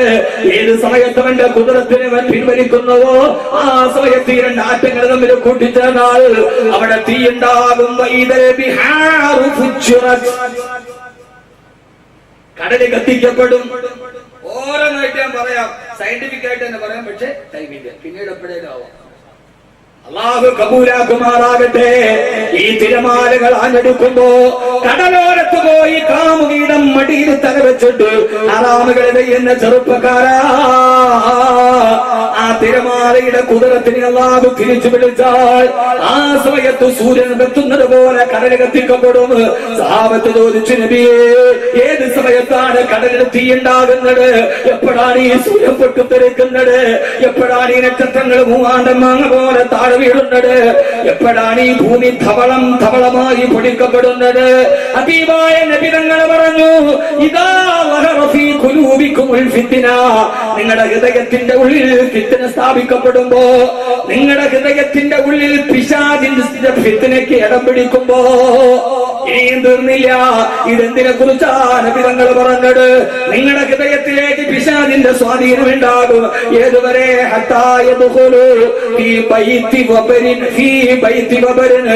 മണ്ണിന്റെ ഇട്ടിക കൊണ്ടുണ്ടാക്കിയ കൊച്ചുകുടിലുമ്പോ മതരിന് തോലുകൊണ്ടുണ്ടാക്കിയ കൊട്ടാരത്തിന്റെ ഉള്ളിൽ ആ ഫിത്ന കടന്നു ചെല്ലുമെന്ന് നബി മുഹമ്മദ് മുസ്തഫ ഇട്ടിക കൊണ്ടുണ്ടാക്കിയ കൊച്ചു വീടിന്റെ ഉള്ളിലും കോട്ട കൊത്തളങ്ങളുടെ ഉള്ളിലും ആ ഫിത്തിന പിശാചിന്റെ ഫിത്തിന സ്ഥാനം പിടിക്കും. ഇതേതിനെ കുറിച്ചാ? മണ്ണ് കൊണ്ടുണ്ടാക്കിയ വീടെന്ന് പറഞ്ഞാൽ അന്നത്തെ ദരിദ്രന്റെ വീട്, തോല് കൊണ്ടുണ്ടാക്കിയ വീട് സമ്പന്നന്റെ വീട്. ലക്ഷം വീടിന്റെ ഉള്ളിലും കോവലുമാർ ലക്ഷം വീടിന്റെ ഉള്ളിലും ഒരീച്ചയ്ക്ക് പോലും കടന്നു വരാത്ത ശീതീകരിച്ച റൂമുകളുള്ള കോൺക്രീറ്റ് സൗധത്തിന്റെ ഉള്ളിലും ഈ ഫിത്തിന കടന്നു വരുന്ന സഹാബ. ഇന്നലെ മിനിനാളിനാ വാത് പറയുന്നത് വയനാടാണ്. എളുപ്പമായത് കൊണ്ട് പെരിന്തൽമണ്ണയിൽ നിന്ന് നീലഗിരി വഴി കയറിയിട്ട് വയനാടിന്റെ പ്രദേശത്തേക്ക് പോകുമ്പോ തമിഴ്നാടിന്റെ ബോർഡറത്തിൽ ഇടതുഭാഗത്തിരുന്ന് പെണ്ണ് ഡ്രൈവർമാരെന്നോട് പറഞ്ഞ സ്ഥാടെ കൊണ്ട് നോക്ക്. തമിഴ്നാടിന്റെ ബോർഡറിൽ നോക്കുമ്പോ രണ്ട് സൈഡിലേക്ക് ചെരിച്ചിട്ട് ഓരയിട്ട് മേഞ്ഞ മണ്ണിന്റെ പട ഇട്ടിക ഉണ്ടാക്കിയ കൊച്ചു വീടുകൾ, ഒരാൾക്ക് പോലും നീണ്ടുന്നവർക്ക് കിടക്കാൻ കഴിയാത്ത, കുനിച്ചോന്നല്ലാതെ കയറാൻ കഴിയാത്ത വീടുകൾ. ഈ കാലഘട്ടത്തിൽ ഇത്രയും ദരിദ്രന്മാരോ? ആ വീടിന്റെ ഉള്ളിൽ നിസ്കാരത്തിനുള്ള മുസ്ലിമീങ്ങളെ ഞാൻ കണ്ടു. മനസ്സ് വല്ലാതെ വേദനിച്ചപ്പോ ആ ചെറിയ കുടിലെന്നെ കാണിച്ചപ്പോ എന്റെ കണ്ണറിയാതെ നിറഞ്ഞുപോയി. ഞാൻ എന്റെ കൂടെ ഇരുന്ന് എന്റെ ഡ്രൈവർമാരോട് ചോദിച്ചു നോക്കവർ ഇവിടെയുണ്ട്. ഞാൻ പറഞ്ഞു, മക്കളെ നിങ്ങൾ അത്ഭുതപ്പെടേണ്ട, ഇതുപോലുള്ളൊരു വീട്ടിലേതാണ്ട് 6 വർഷത്തോളം ഞാൻ എന്റെ ചെറുപ്പകാലത്ത് ജീവിച്ചിട്ടുണ്ട്. അത് കണ്ടപ്പോ എന്റെ മനസ്സിന്റെ ഇന്നലകളിലേക്ക് പാഞ്ഞുപോയി. കരിമെഴുകിയ തറയിൽ ഒരു തടപ്പായ വിരിച്ചിട്ട് കിടക്കുന്ന ആളുകൾ. എന്റെ ബാല്യകാലമത്ത് കണ്ണെന്ന് നിറഞ്ഞിന്ന് നടന്ന സൗകര്യത്തിന് ശുക്ർ ചെയ്ത് മുമ്പോട്ട് പോകുമ്പോ സുബ്ഹാനല്ലാഹ് ഞാൻ അവിടെ കണ്ടു. ആ സമയത്ത് മഗ്‌രിബിന്റെ സമയമായി. അതിന്റെ ഉള്ളിൽ TV വെച്ചിട്ട് ആളുകൾ സീരിയൽ കാണുകയാ. എന്റെ സഹോദര, ഇതെങ്ങനെ സംഭവിച്ചു? അപ്പോഴാണ് പറഞ്ഞത്, പുരക്ഷീതലയിൽ ഫ്രീ ആയിട്ട് കൊടുത്ത TV അധികാരത്തിൽ വന്നപ്പോ, പുരക്ഷീതലയിൽ ഈ പിശാചിന്റെ സ്വാധീനത്തെ ഫ്രീ ആയിട്ട് കൊടുത്തപ്പോ, അവരുടെ കുടിലിന്റെ ഉള്ളിലും ഇത് സ്ഥാനം പിടിച്ചപ്പോ, എന്റെ പ്രിയപ്പെട്ട സഹോദരങ്ങളെ, അല്ലാഹുവിന്റെ റസൂൽ പറയാ, അവസാന കാലമായി കഴിയുമ്പോ ഈ ഫിത്ന നിങ്ങളുടെ കൊച്ചു വീടിന്റെ ഉള്ളിൽ പോലെ സ്ഥാനം പിടിക്കും. നിങ്ങളുടെ സന്ധ്യാസമയത്ത് ഖുർആൻ ഉണ്ടാവില്ല, നിങ്ങളുടെ സന്ധ്യയിൽ ദിക്ർ ഉണ്ടാവില്ല. പാതിരാത്രി 10 മണി കഴിയാലും MTV ഫാഷൻ TV കണ്ട് മക്കളോടൊത്ത് ജീവിക്കുന്ന ഒരു പുരോഗമന സമുദായത്തിന്റെ കാലം വരുമെന്ന് ഹബീബായ നബി മുഹമ്മദ് മുസ്തഫ. അതുകൊണ്ട് സഹോദരങ്ങളെ, നമ്മുടെ മക്കളെ എഞ്ചിനീയറിംഗിന് പഠിപ്പിച്ചു വിടുമ്പോ, MBBS പഠിപ്പിച്ചു വിടുമ്പോ, ഹോസ്റ്റലുകളിൽ കിടന്നിട്ട് പാതിരാത്രിയും മദ്യമായിട്ട് ഉന്മാദ നൃത്തം നടത്തുന്ന പെൺകുട്ടികളുടെ കഥകൾ ഫേസ്ബുക്കിലൂടെ കടന്നു വരുമ്പോ, ആ സമയത്ത് നിങ്ങൾ മറന്നു പോകരുതേ. ഹബീബായ നബി സല്ലല്ലാഹു അലൈഹി വസല്ലം പറഞ്ഞു, ഒരു പെൺകുട്ടിയും ഒരു ആൺകുട്ടിയും വീട്ടിൽ നിന്ന് വെളിയിലോട്ടിറങ്ങുമ്പോ പുസ്തകവും തൂക്കിയിട്ട് 10ാം ക്ലാസ്സിലും 12ാം ക്ലാസ്സിലും പഠിക്കുന്ന പെൺകുട്ടി ഇറങ്ങുമ്പോ നിങ്ങളൊരു ദുആ ചെയ്തിട്ടേ മക്കളെ ഇറങ്ങാവൂ. നിങ്ങൾ ഇറങ്ങുന്ന സമയത്ത് പിശാചുക്കൾ നിങ്ങളെ കാത്തിരിക്കുമ്പോ, നിങ്ങളെ വലതായി പുരുഷന്മാര് കാമപ്പേക്കൂത്തോടെ ഇരിക്കുമ്പോ, ഒരു നല്ല കുടുംബം സ്വർഗത്തിൽ ഒരുമിച്ചുകൂടാ. നിങ്ങളുടെ മക്കളെ ഇത് പഠിപ്പിച്ചു കൊടുക്കണേ. വീട്ടിൽ നിന്ന് ഇറങ്ങുമ്പോ നിങ്ങൾ ഈ ദുആ ചെയ്തിട്ടേ ഇറങ്ങാവൂ. ഏതാണ് ആ ദുആ? ഈ വീട്ടിൽ നിന്ന് ഇറങ്ങുമ്പോ ഒരു ദുആ പറയണം. ഈ കാലഘട്ടത്തിൽ ഏറ്റവും ഫിറ്റാണ് ആ ദുആ. 14 നൂറ്റാണ്ട് മുമ്പ് മുത്തനബി പഠിപ്പിച്ചതാണ്. ഏതാണ് ആ ദുആ? ഇങ്ങനെ വാല് കേട്ടിട്ടിരിക്കാൻ രസമാണ്. ഞാൻ കുറ്റപ്പെടുത്തുകയല്ല. ഇതൊക്കെ നമ്മുടെ മക്കളെ പഠിപ്പിച്ചില്ലെങ്കിൽ നമ്മുടെ മക്കൾ നാളെ സ്വർഗത്തിലെ കുടുംബത്തിന് ചാരത്തുണ്ടാവില്ല, ഉറപ്പാണ്. ഇന്നിറങ്ങിപ്പോകുന്ന കുട്ടി കേറി വരുന്നത് ഗർഭിണിയായി. ഒറ്റപ്പാലത്ത് റെയിൽവേ ട്രാക്കില് തീവണ്ടി വന്നിട്ട് മാംസക്കഷണങ്ങളെ ചിതറിത്തെറിച്ചു കോന്നിയിലെ 3 പെൺകുട്ടികൾ. അച്ഛനും അമ്മയും കരഞ്ഞിട്ട് കണ്ണുനീര് തീർന്നിട്ടില്ല. നാട്ടുകാര് പറയുന്നതാ പെൺകുട്ടികൾ നല്ല പെൺകുട്ടികളാ, ടീച്ചർമാര് പറഞ്ഞ നല്ല പെൺകുട്ടികളാ. പക്ഷേ അവരുടെ കയ്യിൽ അവർക്ക് ഫേസ്ബുക്കില്ല, വാട്സപ്പില്ല. പക്ഷേ പിന്നീട് അന്വേഷണത്തിൽ വന്നത് അവർ രഹസ്യമായി ഫേസ്ബുക്ക് ഉണ്ട്. ക്ലാസ്സിലോട്ട് കയറുന്നതിന് മുമ്പേ സ്കൂളിന്റെ മുമ്പിലുള്ള മാടക്കടയിൽ ഏൽപ്പിച്ചിട്ടാണ് പോവുക. വെളിയിലിറങ്ങുന്ന പെണ്ണുങ്ങളെ കുറിച്ച് ചിന്തിക്കാൻ കഴിയാതെ ഇന്ന് വല്ലാതെ അവധി കിട്ടുമ്പോ ഹർത്താൽ നടക്കുമ്പോ ഇവിടെ നിന്ന് ഊട്ടിയിലേക്ക് ഏകദിന ടൂർ പോകുന്ന സമ്പന്നന്മാരുടെ കണക്ക് കൂടുകയാണ്. ഇവിടെ നിന്ന് ഊട്ടിക്കൊരു യാത്രയില്ല, ഹർത്താൽ ഉണ്ടെങ്കിൽ എന്താ ഊട്ടിക്ക് പോയുള്ള പ്രയോജനം? ഞാൻ പറയണില്ല, അത് പറഞ്ഞാൽ പിന്നെ നാളെ നിങ്ങൾ പോയാലും അവസാനിച്ചു ഈ ലോകം. ഇനി ഖിയാമത്ത് നാളിന് മറ്റേ തലേന്നാൾ വരാൻ വലിയ സമയമൊന്നുമില്ല. ഊട്ടിക്ക് പോകുന്ന വഴിയിൽ കൂടല്ലൂരെന്ന്, കൂടല്ലൂരല്ലോ സ്ഥലത്തിന്റെ പേര്, ഊട്ടിക്ക് പോണ സമയത്തിന് നല്ല ൂരത്രയുമുണ്ട് അറിയില്ല. അപ്പൊ ഏതായാലും ഇവിടെ നിന്നുള്ളവരും പോയിട്ടില്ല. ഞാൻ ചോദിച്ചത് എനിക്കറിയാൻ വയ്യാഞ്ഞിട്ടല്ല, അതിന് പോയിട്ടുണ്ട്, പെട്ടെന്ന് പറയുള്ളൂ. ഇനി ഞാൻ കഴിഞ്ഞ മാസം അതിന്റെ ഒരു ഫീച്ചർ തന്നെ ഉണ്ടായിരുന്നു. മനോരമ വാരികയിലാണെന്ന് എനിക്ക് തോന്നുന്നു, അതോ മാധ്യമ ആഴ്ചപ്പത്തേക്കിലാണ്. കൃത്യമായ ഒരു മുന്നറിയിപ്പുണ്ടായിരുന്നു. എന്താണെന്നറിയോ? ഗുണ്ടൽപേട്ട് എന്ന് പറയുന്ന സ്ഥലത്തെത്തുമ്പോ തെരുവോരത്ത് MIG-മായി കാത്തു നിൽക്കുന്നവരെ ദല്ലാളുമാരുണ്ട്. പഴയ MIG ഇപ്പോഴും തമിഴ്നാട്ടിലുണ്ട്. ഇപ്പൊ നമ്മുടെ നാട്ടിൽ MIG ഇല്ല. ഉണ്ടോ? ചങ്ങനാശ്ശേരി നല്ല മത്സ്യക്കച്ചവടം നടക്കുന്ന സ്ഥലമല്ല. മത്സ്യക്കച്ചവടക്കാരോട് എനിക്ക് വലിയ സ്നേഹം. കാരണം ഏറ്റവും കൂടുതൽ സദക്ക് കൊടുക്കണവരെ 10 രൂപ 100 വെക്കരുത്. കാരണം ഒരു രാവിലെ അയല കൊടുക്കുമ്പോഴും അവർ മാരി ഇട്ട് കൊടുക്കണം, എണ്ണി കൊടുക്കണവരുണ്ട്. അതുകൊണ്ട് മത്സ്യക്കച്ചവടക്കാര് സദക്ക് നന്നായിട്ട് കൊടുക്കും, ബാക്കിയുള്ളവരെ പോലെയല്ല. കാരണം അവര് ഇപ്പൊ 1 കിലോ മത്തി മേടിച്ചാലും പിന്നെ 2 എണ്ണം കൂടെ എന്റെ കൂടെ. അതുകൊണ്ട് ആ ഒരു സ്വഭാവം ഉറപ്പ് നന്നായിട്ട് അള്ളാഹ് അവരുടെ കച്ചവടത്തിന് ബറക്കത്ത് കൊടുക്കട്ടെ. അള്ളാഹ് അവരുടെ കച്ചവടത്തിന് ബറക്കത്ത് കൊടുക്കട്ടെ. പണ്ട് MIG എന്ന് പറഞ്ഞൊരു സാധനമാണ്. എന്റെ ഫുൾ ഫോം മേത്തിന് 80 കിലോ മീനൊന്നും. MIG ആ വാഹനം ഇപ്പോഴും തമിഴ്നാട്ടിൽ കാണാൻ. ഗുണ്ടൽപേട്ടിൽ പോകുമ്പോ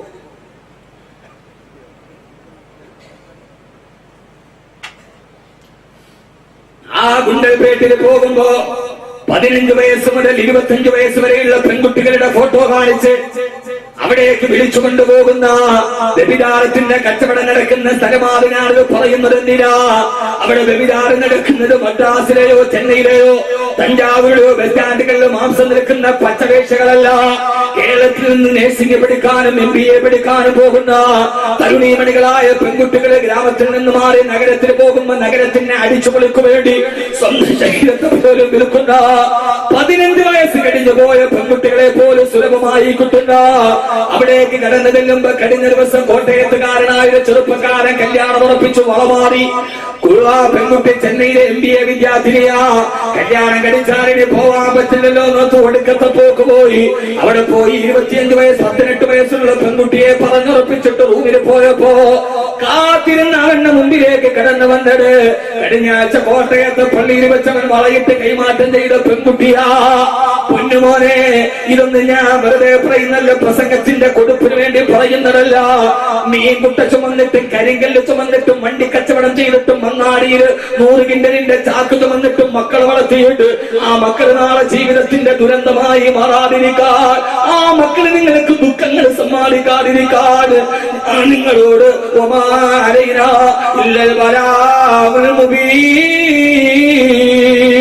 ഞാൻ വെറും ഒരു മുന്നറിയിപ്പുകാരൻ മാത്രമാണ്.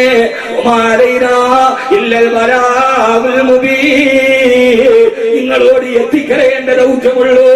ഗൾഫിൽ നിന്ന് വന്ന സഹോദരൻ അവിടെ പോയപ്പോ അവന്റെ മുറിയിലേക്ക് വന്നവൻ ഗൾഫിൽ നിന്ന് പൈസ പഠിച്ചിട്ട് MBA പഠിപ്പിച്ചവന്റെ സഹോദരിയാ. ഈ രീതിയിൽ വ്യഭിചാരത്തിന്റെ മാർഗം മാറുമ്പോ നിന്റെ പെൺമക്കളെ വഴിപടപ്പിക്കാൻ ഒരു മിസ്കോൾ വന്നാല് നമ്മുടെ കൺമണികളായ പെൺമക്കൾ നഷ്ടപ്പെട്ടു പോയി. ഒരു ചെറുപ്പക്കാരൻ ബസ് സ്റ്റാൻഡിൽ വെച്ച് വശ്യമായി ചിരിച്ചാൽ നമ്മുടെ പെൺമക്കളെ കൈവിട്ടു പോയി. അന്യ സമുദായക്കാരന്റെ കൂടെ പോയ മോളെ ഒത്തിട്ട് ടെൻഷൻ അടിച്ചിട്ട് 2 വൃക്ക പോലും തകരാറിലായ ഉമ്മയെ കുറിച്ച് ഓർക്കുമ്പോ സഹോദരങ്ങളെ, ഭാര്യ സാരികത്തായാൽ പോരാ, മക്കള് സാരികീങ്ങളാവണം. അതുകൊണ്ട് പുസ്തകവും തൂക്കിയിട്ട് മക്കൾ വീട്ടിൽ നിന്നിറങ്ങുമ്പോ ആ മക്കളോട് ദുആ പഠിപ്പിച്ചു കൊടുക്കണമെന്ന് നബി മുഹമ്മദ് മുസ്തഫ. വാതിൽ പടിയിൽ നിന്ന് ഈ പിശാചുക്കളുടെ ലോകത്തേക്ക് ഇറങ്ങുമ്പോ അല്ലാഹുവേ, അല്ലാഹുമ്മ ഇന്നി അഊദു ബിക അൻ അദില്ല ഔ അല്ല ഔ അസില്ല ഔ സല്ല ഔ അദ്ലിമ ഔ ഉദ്ലമ ഔ അജ്ഹല ഔ യുജ്ഹലു അലയ്യ. ഈ ദുആയ്ക്ക് ഇന്നത്തെ കാലത്ത് വളരെയേറെ പ്രസക്തിയുണ്ട്. വെറുതെ അത് പറഞ്ഞിട്ട് സ്വർഗ്ഗത്തെ ആശിപ്പിക്കലല്ല, അവിടേക്ക് പോകാനുള്ള വഴി കൂടി പറഞ്ഞു തരികയാണ് വിനീതന്. അല്ലാഹുവേ നിന്നോട് ഞാൻ കാവലിനെ തേടുന്നു. അന്യാവുതിരിക്കാനാവില്ല, ഞാൻ വഴിപടച്ചു പോകുന്നതിൽ നിന്ന് കാവലിനെ തേടുന്നു. അല്ലാ, എന്റെ വീട്ടിൽ നിന്നിറങ്ങി ഞാൻ കോളേജിലെത്തുന്നത് വരെ, എന്റെ വീട്ടിൽ നിന്നിറങ്ങി ഞാൻ ജോലി സ്ഥലത്തെത്തുന്നത് വരെ എന്നെ വഴിപടപ്പിക്കാൻ പിശാചുക്കളും മനുഷ്യ പിശാചുക്കളെ കാത്തു നിൽക്കുന്നുണ്ട്. എന്നെ വഴിപടപ്പിക്കല്ലേ അല്ലാ. അവല്ല ഞാൻ മറ്റുള്ളവരെ വഴിപടപ്പിക്കുന്നതിൽ നിന്നും എന്നെ ദ്രോഹിക്കപ്പെടുന്നതിൽ നിന്ന് ഡൽഹി എന്ന തലസ്ഥാന നഗരത്തിന്റെ പട്ടാപ്പകരുടെ പെണ്ണിന് മാനത്തോടെ നടക്കാൻ കഴിയാതെ പട്ടാപ്പകര് പോലും പച്ചപ്പെണ്ണിനെ മരത്തിപ്പടത്തി മാനവങ്ങം ചെയ്യുന്ന സ്വന്തം ഉമ്മയോട് ലൈംഗിക വൈകൃതത്തിന് വേണ്ടി കടന്നു പിടിച്ചിട്ട് മൽപിടുത്തം നടത്തുമ്പോ അമ്മയുടെ കഴുത്തിൽ പിടിച്ചിട്ട് ആ അമ്മ മരിച്ചു വീണും മലന്ന് കിടക്കുന്ന മാതാവിന്റെ മാറിടത്തിൽ പോലും ലൈംഗികമായ വൈകൃതം കാട്ടിയ 14 വയസ്സുകാരന്റെ ലോകത്ത് നിന്നിട്ടാണ് ഞാൻ പറയുന്നത്. പടച്ചവനെ, ഞാൻ ആക്രമിക്കപ്പെടുന്നതിൽ നിന്ന്, എന്റെ ചാരിത്രം നഷ്ടപ്പെടുന്നതിൽ നിന്ന്, ആളുകൾ എന്നെ തട്ടിക്കൊണ്ടുപോയി പീഡിപ്പിക്കുന്നതിൽ നിന്ന് എന്നെ നീ കാക്കണേ അല്ലാ.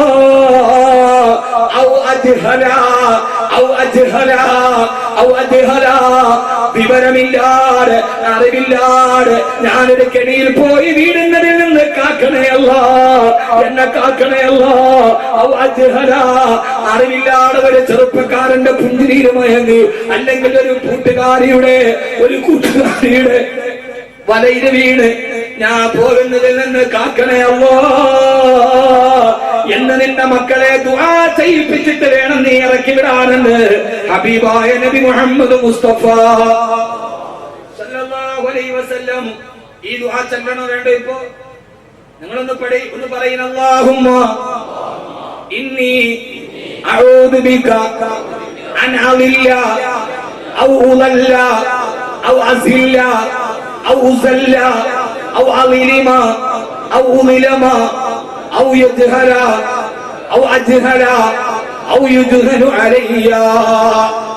ഈ ദുആ നിങ്ങളുടെ മക്കളെ പഠിപ്പിച്ചിട്ട് ഇറക്കി വിടാം. ഇനി മുതൽ ചെയ്യൂലേ? അല്ലാഹു തൗഫീഖ് നൽകട്ടെ. അല്ലെങ്കിൽ നമ്മുടെ മക്കൾ പിഴച്ചു ഉറപ്പാം. അല്ലാഹു കാക്കട്ടെ. ഇതൊക്കെ പഠിപ്പിച്ചു കൊടുക്കണം. ഈ ദിക്ർ പഠിപ്പിച്ചു കൊടുക്കണം. എന്തിനാ? നമ്മുടെ ചിന്ത മുല്യാർക്ക് പറയാനാണ് അല്ല. മഹാനായ അബ്ദുല്ലാഹ് ഇബ്നു സഅദ് റളിയല്ലാഹു അൻഹു പറയാണ്, എനിക്ക് 6 വയസ്സ് പ്രായമുള്ളപ്പോ എന്റെ വാപ്പ എന്നോട് പറഞ്ഞതെന്ന്, മോനെ അബ്ദുല്ലാഹ് ഇബ്നു സഅദേ, എപ്പോഴും നിനക്ക് ഞാനൊരു ദിക്ർ പഠിപ്പിച്ചു തരാം. 16 വയസ്സിലല്ല 6 വയസ്സ് എനിക്ക് പ്രായമുള്ളപ്പോ എന്റെ വാപ്പ എനിക്കൊരു ദിക്ർ പഠിപ്പിച്ചു തന്നു. മോനെ അബ്ദുല്ലാഹ് ഇബ്നു സഅദേ, എപ്പോഴും നീ ആ ദിക്ർ ചൊല്ലണേ. എന്നിട്ട് വാപ്പ പഠിപ്പിച്ചു തന്ന ദിക്ർ ഏതെന്നറിയോ? അല്ലാഹു ഹാദിരി, അല്ലാഹു നാദിരി, അല്ലാഹു ഷാഹിദി, അല്ലാഹു മടി. പറയല്ലേ, മുസ്ലിം ആവൂല. എന്റെ പൊന്നുമോനെ, എന്താണ് അല്ലാഹു ഹാദിരി, അല്ലാഹു നാദിരി, അല്ലാഹു ഷാഹിദി, അല്ലാഹു മടി. പൊന്നുമോനെ അബ്ദുല്ലാഹ് ഇബ്നു സഅദേ, നമ്മളെ കതിരിലാണ് വളം വെച്ചത്, ചുവട്ടിലായിരുന്നു വളമിടേണ്ടത് അല്ലേ? മക്കളെ നന്നാക്കണം. ഇപ്പൊ പോയി ദുആ പഠിപ്പിച്ചാ പോരാ. നമ്മൾ വളം വെച്ചത് കതിരിലാണ്. യഥാർത്ഥത്തിൽ ഈ ചെടി വളരുമ്പോ ചുവട്ടിലല്ലേ ഇടേണ്ടത്. 6 വയസ്സുള്ളപ്പോഴേ ഇത് പഠിപ്പിച്ചു കൊടുക്കണം. 18 വയസ്സായി മോൻ രാത്രിയിൽ ഇരുന്നപ്പോ ഉമ്മാക്കൊരു ശബ്ദം, എന്താണെന്നറിയാവോ? വെള്ളത്തിൽ വന്നിട്ട് പരൽമീൻ വീഴുമ്പോൾ ഒരു ശബ്ദം കേട്ടു. പടച്ചോനെ, പാത്രത്തിൽ പരൽമീൻ വീണല്ലോ നോത്തപ്പോഴാണ് മോന്റെ മൊബൈലിൽ വാട്സപ്പിന്റെ മെസ്സേജ് വന്ന ശബ്ദമെന്ന് മനസ്സിലായത്. അങ്ങനെ പോയി നോക്കിയപ്പോഴാണ് ചിരിച്ചോണ്ടിരിക്കുന്ന പെണ്ണിന്റെ ഫോട്ടോ കണ്ടത്. ഇവൻ വടിപടച്ചല്ല അല്ലാഹുവേ എന്ന് വിചാരിച്ചിട്ട് വെള്ളിയാഴ്ച 110 രൂപ പള്ളിയിലെ ഖത്തീബിന്റെ കയ്യിൽ ഏൽപ്പിച്ച മോളെ ഒറ്റ ദിവസം കൊണ്ട് നന്നായി കിട്ടൂല. കതിരിന് നമ്മൾ വളം വെച്ചു, തെച്ചിപ്പോയി. ചുവട്ടിലാണ് വളമിടേണ്ടത്. 6 വയസ്സ് പ്രായമുള്ളപ്പോ എന്റെ വാപ്പ എനിക്ക് പഠിപ്പിച്ചു തന്നു. മഹാനവറുകൾ പറയുകയാണ്, 2 വർഷം ഞാൻ ആദിക്കരുതല്ലേ. അല്ലാഹു ഹാദിരി, പൊന്നുമോനെ, അല്ലാഹു നമ്മുടെ മുമ്പിലുണ്ട്. അല്ലാഹു നാദിരി, മോനെ നീ ചെയ്യുന്നതൊക്കെ റബ്ബ് നോക്കുന്നുണ്ട്. അല്ലാഹു ഷാഹിദി, മോനെ നീ ചെയ്യുന്നതിനൊക്കെ അല്ലാഹു സാക്ഷിയാണ് കുഞ്ഞെ. അല്ലാഹു മഈ, പൊന്നുമോനെ കൽബിന്റെ കഷണമേ, റബ്ബ് നമ്മുടെ കൂടെയുണ്ട് മോനെ. എന്ന 6ാമത്തെ വയസ്സിൽ എന്റെ ഉപ്പ എനിക്ക് പഠിപ്പിച്ചു തന്നതാണ്. 2 വർഷം ഞാൻ ആദിക്കര നിർത്താതെ തല്ലിയപ്പോ കൽബി നൂറാ, എന്റെ ഹൃദയത്തിൽ അല്ലാഹു എനിക്ക് പ്രകാശം തന്നു. 8 വയസ്സായപ്പോ എന്റെ മോന്റെ ഹൃദയത്തിന് അല്ലാഹു പ്രകാശം കൊടുത്തു. പൊന്നുമോനെ, ഇദാ വഹറ ഫീ ഖുലൂബികുമുൽ ഫിത്ന, ഈ ദിക്ർ പരിശീലിപ്പിച്ചിട്ട് പ്രകാശം കിട്ട ഹൃദയത്തിൽ ഈ ഫിത്ന പതിയുകയില്ല. ആ മക്കൾ ഏറ്റവും നല്ല മക്കളായി മാറുമെന്ന് ഹബീബായ നബി മുഹമ്മദ് മുസ്തഫ സല്ലല്ലാഹു അലൈഹി വസല്ലമ. അതുകൊണ്ട് ഞാൻ അവസാനിപ്പിക്കുകയാണ്, അവസാനത്തിലേക്ക് കടന്നു പോവുകയാണ്. വമൻ സ്വലഹ മിൻ ആബായിഹിം വഅസ്വാദിഹിം വദുർരിയാതിഹിം, വാപ്പ നന്നാവണം, സാലിഹാവണം, ഭാര്യ സാലിഹത്താവണം, ഭർത്താവ് സാലിഹാകണം, വദുർരിയാതിഹിം, നമ്മുടെ മക്കളും സാലിഹീങ്ങളാവണം, ഭാര്യ സാലിഹത്താവണം. നിങ്ങൾക്കറിയുമല്ലോ, ഞാൻ ഒറ്റ ഹദീസ് കൂടി പറയാം, പറഞ്ഞരട്ടെ. ഹബീബായ നബി മുഹമ്മദ് മുസ്തഫ, ഹബീബായ നബി മുഹമ്മദ് മുസ്തഫ ഏറ്റവും നന്നാവേണ്ടത് ഭാര്യയാണ്. അൽഉമ്മു അഹഖു ലിതർബിയത്തിൽ ഔലാദ്, മക്കളെ തർബിയത്ത് ചെയ്യാൻ ഏറ്റവും വലിയ ഉത്തരവാദിത്വം ഉമ്മയ്ക്കാണ്, പെണ്ണിനാണ്. നീ ഇപ്പൊ കുട്ടികളെ സ്കൂളിൽ വിട്ടിട്ട് അവിടെ ഇരുന്നിട്ട് ഫോണിൽ പ്രോഗ്രാമിൽ വെക്കിയിട്ട് എനിക്കൊരു പാട്ട് വെച്ചെന്നൊന്ന് പറയാനല്ല നിന്റെ ജോലി.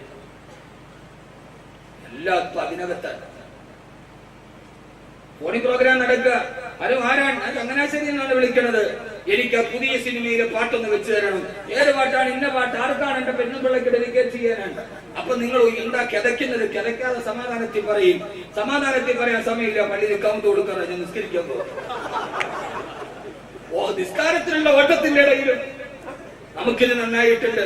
എല്ലാവരും ഇരിക്കാൻ ഇൻഷാ അല്ലാഹ്. അവസാന ദുആ ചെയ്ത് പിരിയാം. സമയം കൂടിയെങ്കിൽ ഞാൻ ഇൻഷാ അല്ലാഹ് നിർത്താം. ഇനി 1 മണിക്കൂറുണ്ട്.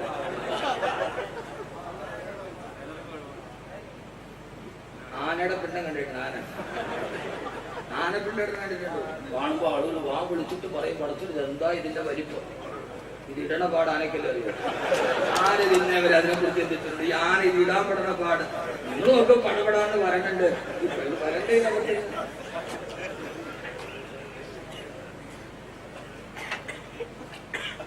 ആദരവായ പ്രവാചകൻ നബി മുഹമ്മദ് മുസ്തഫ, ആദരവായ പ്രവാചകൻ നബി മുഹമ്മദ് മുസ്തഫ. അതുകൊണ്ട് ആദ്യമായിട്ട് എനിക്ക് പറയാനുള്ളത്, പെണ്ണാണ് നന്നാവേണ്ട രാജ്യം. ആണ് നന്നാവണോ? ആകണം. പക്ഷേ നീ നന്നാകുമ്പോൾ ആണ് നന്നാവും. പെണ്ണിനാണിനെ നന്നാക്കാൻ പെട്ടെന്ന് വെച്ചു. ആണിന് പെണ്ണിനെ നന്നാക്കാൻ വലിയ പാടാണ്. പെണ്ണിന് ആണിനെ നന്നാക്കാൻ പെട്ടെന്ന് വെച്ചു. അള്ളാഹു നമ്മുടെ ഭാര്യമാരെ നന്നാക്കി തരട്ടെ. അള്ളാഹു നമ്മുടെ ഭാര്യമാരെ നന്നാക്കി തരട്ടെ. അതിനെന്ത് ചെയ്യണം? ആദരവായ പ്രവാചകൻ നബി മുഹമ്മദ് മുസ്തഫ സല്ലല്ലാഹു അലൈഹി വസല്ലം പറയുകയാ, ഇയ്യാകും വഹളറാത്മി, നിങ്ങളെയും ഹളറാത്മിനെയും നിങ്ങൾ സൂക്ഷിച്ചുകൊള്ളണേ. കല്യാണം കഴിക്കാത്ത ആരെങ്കിലും ഉണ്ടെങ്കിൽ, ഇതിൽ കല്യാണം കഴിക്കാത്തവരൊക്കെ ഒന്ന് കൈവക്കിക്കാൻ നോക്കട്ടെ. കല്യാണം കഴിക്കുന്ന കൈവക്ക് മക്കളെ, ഇവിടെ വെച്ച് തന്നെ ആയാലോ ഒക്കെ കല്യാണം കഴിക്കാത്തവരെന്ന് കൈവക്കി. നിങ്ങൾ ശ്രദ്ധിച്ച് ഈ ഹദീസ് കേൾക്കണം. ഇനി മക്കൾക്ക് മീശയും താടിയൊക്കെ വന്നപ്പോ കെട്ടിക്കാൻ വേണ്ടി പുതിയ പെണ്ണിനെ അന്വേഷിച്ചടക്കണം. മാതാപിതാക്കൾ ഇങ്ങനെ കേട്ടോളി. പെണ്ണിന് 200 പവന്റെ സ്വർണം വേണം. അപ്പൊ അതൊക്കെ മാറി. നമ്മുടെ പണ്ടത്തെ ജുവലറിയിലൊക്കെ ഒരു പഴയ ത്രാസ് ഉണ്ടായിരുന്നു, ഒരു ചെറിയ ത്രാസ്. ആ ത്രാസിലെ കട്ടി നിങ്ങൾ കണ്ടിട്ടുണ്ട്? തൂക്കണ സ്ഥാനത്ത് കട്ടിയില്ല. ആചാര്യ സ്പെഷ്യലിസ്റ്റാണ്.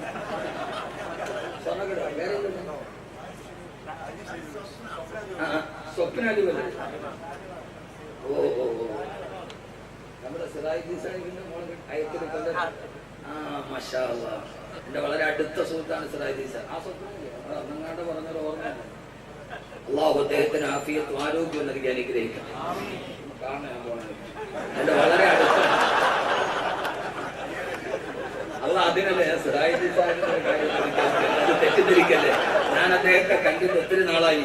ഞാൻ അയത്തിന് സത്യമായിട്ട് ജോലി ചെയ്യുമ്പോൾ എന്നെ ഏറെ സ്നേഹിക്കുകയും എന്നെ സഹായിക്കുകയും ഒക്കെ ചെയ്തൊരു വലിയ മനുഷ്യനാണ്. ഞാൻ എന്റെ കൽബിൽ ഇപ്പോഴും സ്നേഹിക്കുന്ന. പിന്നീട് ഞങ്ങൾ അവരെ കാണാൻ പറ്റില്ല, എന്റെ തിരക്കുമായി. ഞാൻ അദ്ദേഹത്തെ ഒന്ന് അന്വേഷിച്ചെടുക്കുന്നതാണ് പെട്ടെന്ന് കണ്ടത്.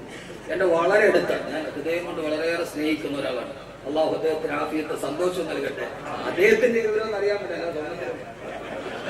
അങ്ങനെ തെറ്റിദ്ധരിക്കലോ. ആവശ്യത്തിന് ചീത്തപ്പേരുണ്ട്. ഇനി അല്ലാത്തവങ്ങൾ വേണ്ട. അള്ളാഹു നമ്മളെ സ്വീകരിക്കുമാറാകട്ടെ. അന്നത്തെ കട്ടി നമ്മളൊന്ന് ആലോചിച്ച് നോക്കി. ബട്ടൺസിന്റെ അത്രയും വരെ ഉള്ള ഒരു സാധനം ഉണ്ടായിരുന്നു കട്ടി, അതിട്ടിട്ടാണ് ഇങ്ങനെ നോക്കുക. ഇപ്പൊ ജുവലറിയിലെ ത്രാസൊക്കെ മാറ്റി മലഞ്ചരക്കടയിൽ ഒട്ടുപാല് തൂക്കണ ത്രാസാണ് ഇപ്പൊ. കാരണം സ്ത്രീധനം 2 കിലോ 3 കിലോ 4 കിലോ ഒക്കെയാണ്. പണ്ടൊക്കെ 10 ഗ്രാം 10 പവൻ, അതിന്റെ അപ്പുറത്തേക്ക് എന്താ സ്ത്രീധനം ഉള്ളത്? ഇന്ന് മലഞ്ചരക്കടയിൽ ഒട്ടുപാല് തൂക്കണ ത്രാസ് വെച്ചിട്ടാണ് സ്വർണം തൂക്കുക. കാരണം ഓരോരുത്തരും അന്വേഷിക്കുന്നത് പെണ്ണിനെത്ര മുതലുണ്ട്, പെണ്ണിനെത്ര സ്വർണമുണ്ട്. പൊള്ളാച്ചി ചന്തയിൽ പോത്തിന് വില പറയുന്ന മാതിരി പെണ്ണിന്റെ കയ്യിൽ നിന്ന് സാധനം വാങ്ങിച്ചുകൊണ്ട് പോകുന്ന ആളുകൾ ഒന്ന് ചിന്തിച്ചോണേ. കല്യാണം കഴിപ്പിക്കുന്ന മരുമക്കളെ കാത്തിരിക്കുന്നവരോടും കല്യാണം കഴിക്കാൻ പോകുന്നവരോടും സ്വർഗത്തിലെ കുടുംബമായി നിങ്ങൾക്ക് ജീവിക്കണോ? ഹബീബായി മുത്തു പറഞ്ഞു,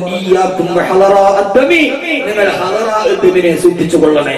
എന്താ ഹദറാഇദ്ദ്? എന്താ ഹദറാഇദ്ദ്? ഹബീബായ റസൂലുള്ളാഹിയോട് സഹാബത്ത് ചോദിച്ചു, നബിയേ മാ ഹദറാഇദ്ദ് യാ റസൂലല്ലാഹ്, ഹദറാഇദ്ദ് എന്ന് പറഞ്ഞാൽ എന്താണ് നബിയേ? അല്ലാഹുവിന്റെ റസൂലിന്റെ മറുപടി, ഇംറഅത്തുൻ ഹസനാ, അവള് നല്ല സൗന്ദര്യമുള്ള പെണ്ണാ. ഹദറാഇദ്ദ് പറഞ്ഞാൽ അതീവ സൗന്ദര്യമുള്ള, ശരീരത്തിന് തൊലിവെടുപ്പുള്ള, ആരെ കണ്ടാലും മനം മയക്കുന്ന മാദക സൗന്ദര്യത്തിന്റെ ഉടമസ്ഥയുള്ള പെണ്ണാ. പക്ഷേ അവള് അതീവ സൗന്ദര്യമതിയാ. സൗന്ദര്യം മാത്രം നോക്കിയിട്ട് പെണ്ണ് കെട്ടാനിരിക്കുന്നവരെ ആ പെണ്ണിന് നല്ല മൊഞ്ചുണ്ട്. പക്ഷേ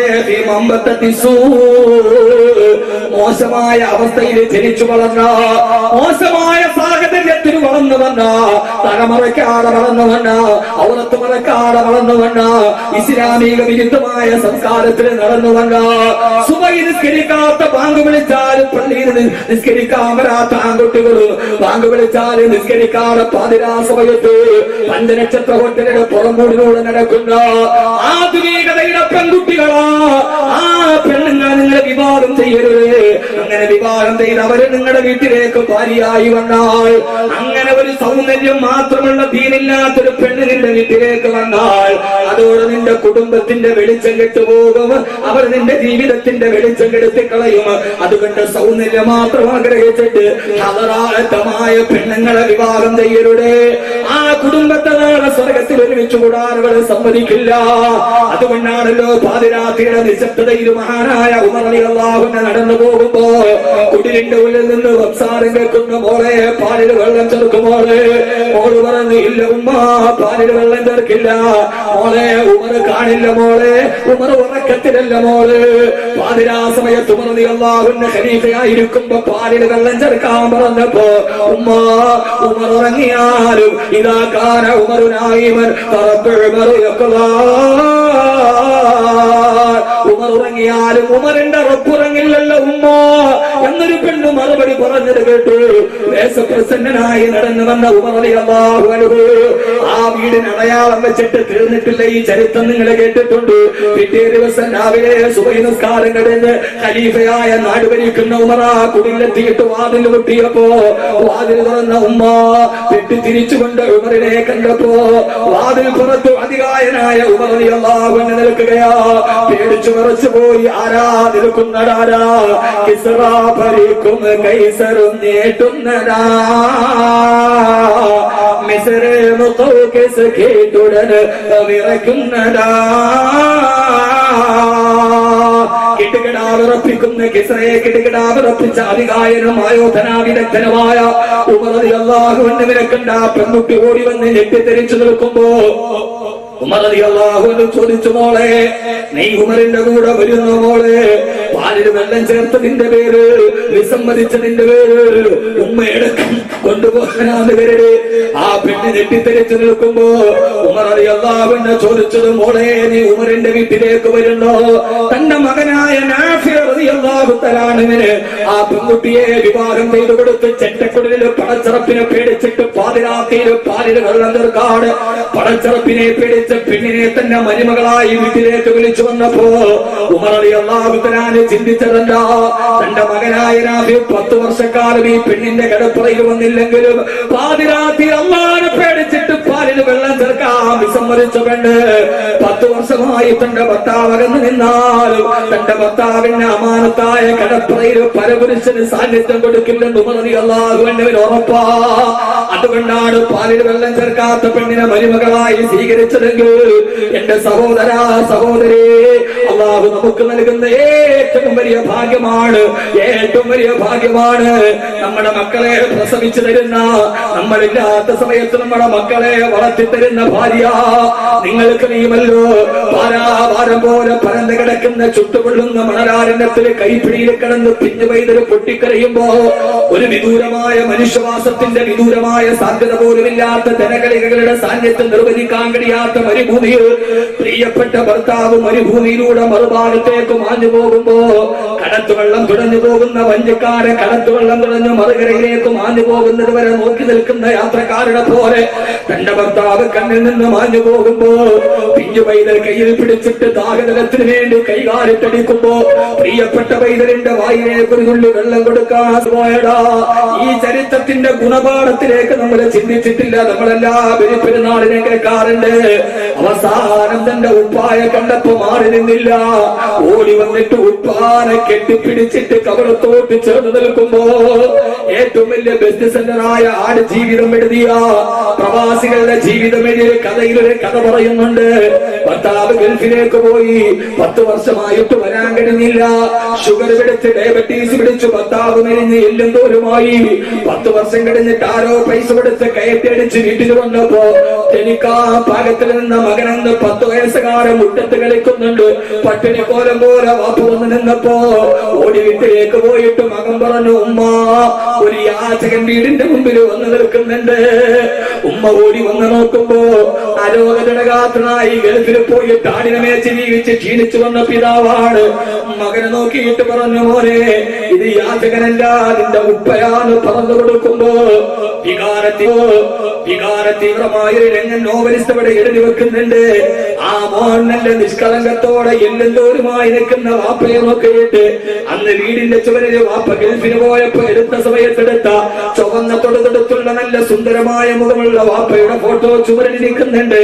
ആ മകൻ അതിലേക്ക് നോക്കിയിട്ട് പറഞ്ഞു, ഉമ്മ എനിക്ക് ഈ ഫോട്ടോയിൽ ഇരിക്കുന്ന വാപ്പായ മതി, എനിക്ക് ഈ മുറ്റത്തിരിക്കുന്ന മെലിഞ്ഞുണങ്ങിയ വാപ്പാന വേണ്ട എന്ന് മകൻ പറയുന്ന വികാര തീവ്രമായ രംഗൻ നോവലിസ്റ്റ് എഴുതി വെക്കുന്നുണ്ട്. ഇന്ന് എന്റെയും നിങ്ങളുടെയും ഒക്കെ യഥാർത്ഥ ജീവിതത്തിന്റെ കഥ ഇങ്ങനെയാണ്. ഈ ആരോഗ്യം നഷ്ടപ്പെട്ടു പോകുമ്പോ, ഈ സമ്പത്ത് നഷ്ടപ്പെട്ടു പോകുമ്പോ, ഭാര്യ മക്കൾക്ക് പോലും വേണ്ടാത്തവനായി ഉമ്മറത്ത് നെടുവീർപ്പിട്ട് ചാരികസേരയിലെ ചാരിയിരുന്ന മാനത്തേക്ക് നോക്കി മാനം പോകാതെ മാനം സംരക്ഷിച്ചിട്ട് സർവ്വദുഃഖവും ഉള്ളിൽ നോക്കി നിൽക്കുമ്പോ 9 വർഷം കഴിഞ്ഞിട്ട് ഇബ്രാഹിം നബി വരുമ്പോ അവിടെ കിടന്നുറങ്ങി ഇബ്രാഹിം നബി രാവിലെ എഴുന്നേറ്റിട്ട് പറഞ്ഞു, ഹാദറാ ഹാദറാ, ഇന്നലെ രാത്രി ഞാനൊരു സ്വപ്നം കണ്ട് നമ്മുടെ മകനെ ബലിയെടുക്കാൻ. എടി പെണ്ണെ ഒന്ന് ചിന്തിച്ചു നോക്കെന്റെ പൊന്നു സഹോദരിമാരെ, 9 വർഷം കഴിഞ്ഞ് വളർത്തി വലുതാക്കിയിട്ട് വന്നിട്ട് രാത്രി എഴുന്നേറ്റിട്ട് സ്വപ്നം കണ്ടു നമ്മുടെ മകനെ കടുത്തിറക്കണമെന്ന് പറഞ്ഞപ്പോ ആദറാ ബീവി പൊട്ടിത്തെറിച്ചില്ല, പരിഭവം പറഞ്ഞില്ല. അള്ളാഹുവിന്റെ കൽപ്പനയാണെങ്കിൽ കൊണ്ടുവെക്കൂ. കൈവെള്ളയില് പിഞ്ചുമോനായി കിട്ടി 9 വർഷം വളർത്തിയ മോനെ ഉപ്പാന്റെ കയ്യിലേക്ക് പിടിച്ചു കൊടുത്തിട്ട് അറുക്കാനുള്ള മൂർച്ചയുള്ള കത്തിയും വലത് കയ്യിൽ പിടിച്ച് ഇടത്തെ കയ്യിൽ തന്റെ പൊന്നുമോനെയും പിടിച്ചുകൊണ്ട് പാറക്കെട്ടിലേക്ക് ഭർത്താവ് പോകുമ്പോ വീടിന്റെ ഉമ്മറപ്പടിയിൽ ആ കാഴ്ച കണ്ട് നെടുവീർപ്പിട്ടിട്ട് തിരിച്ചു വിളിച്ചില്ല, നിലവിളിച്ചില്ല.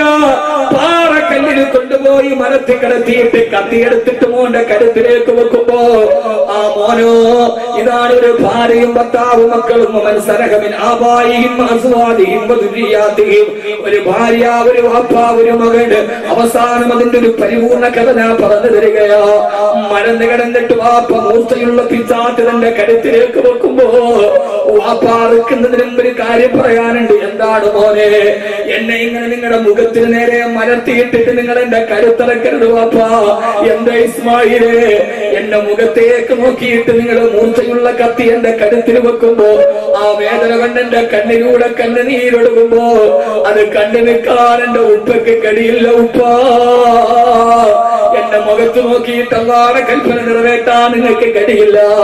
അതുകൊണ്ട് തന്നെ നിങ്ങളെ കമഴ്ത്തിയിട്ടെടുക്കണം.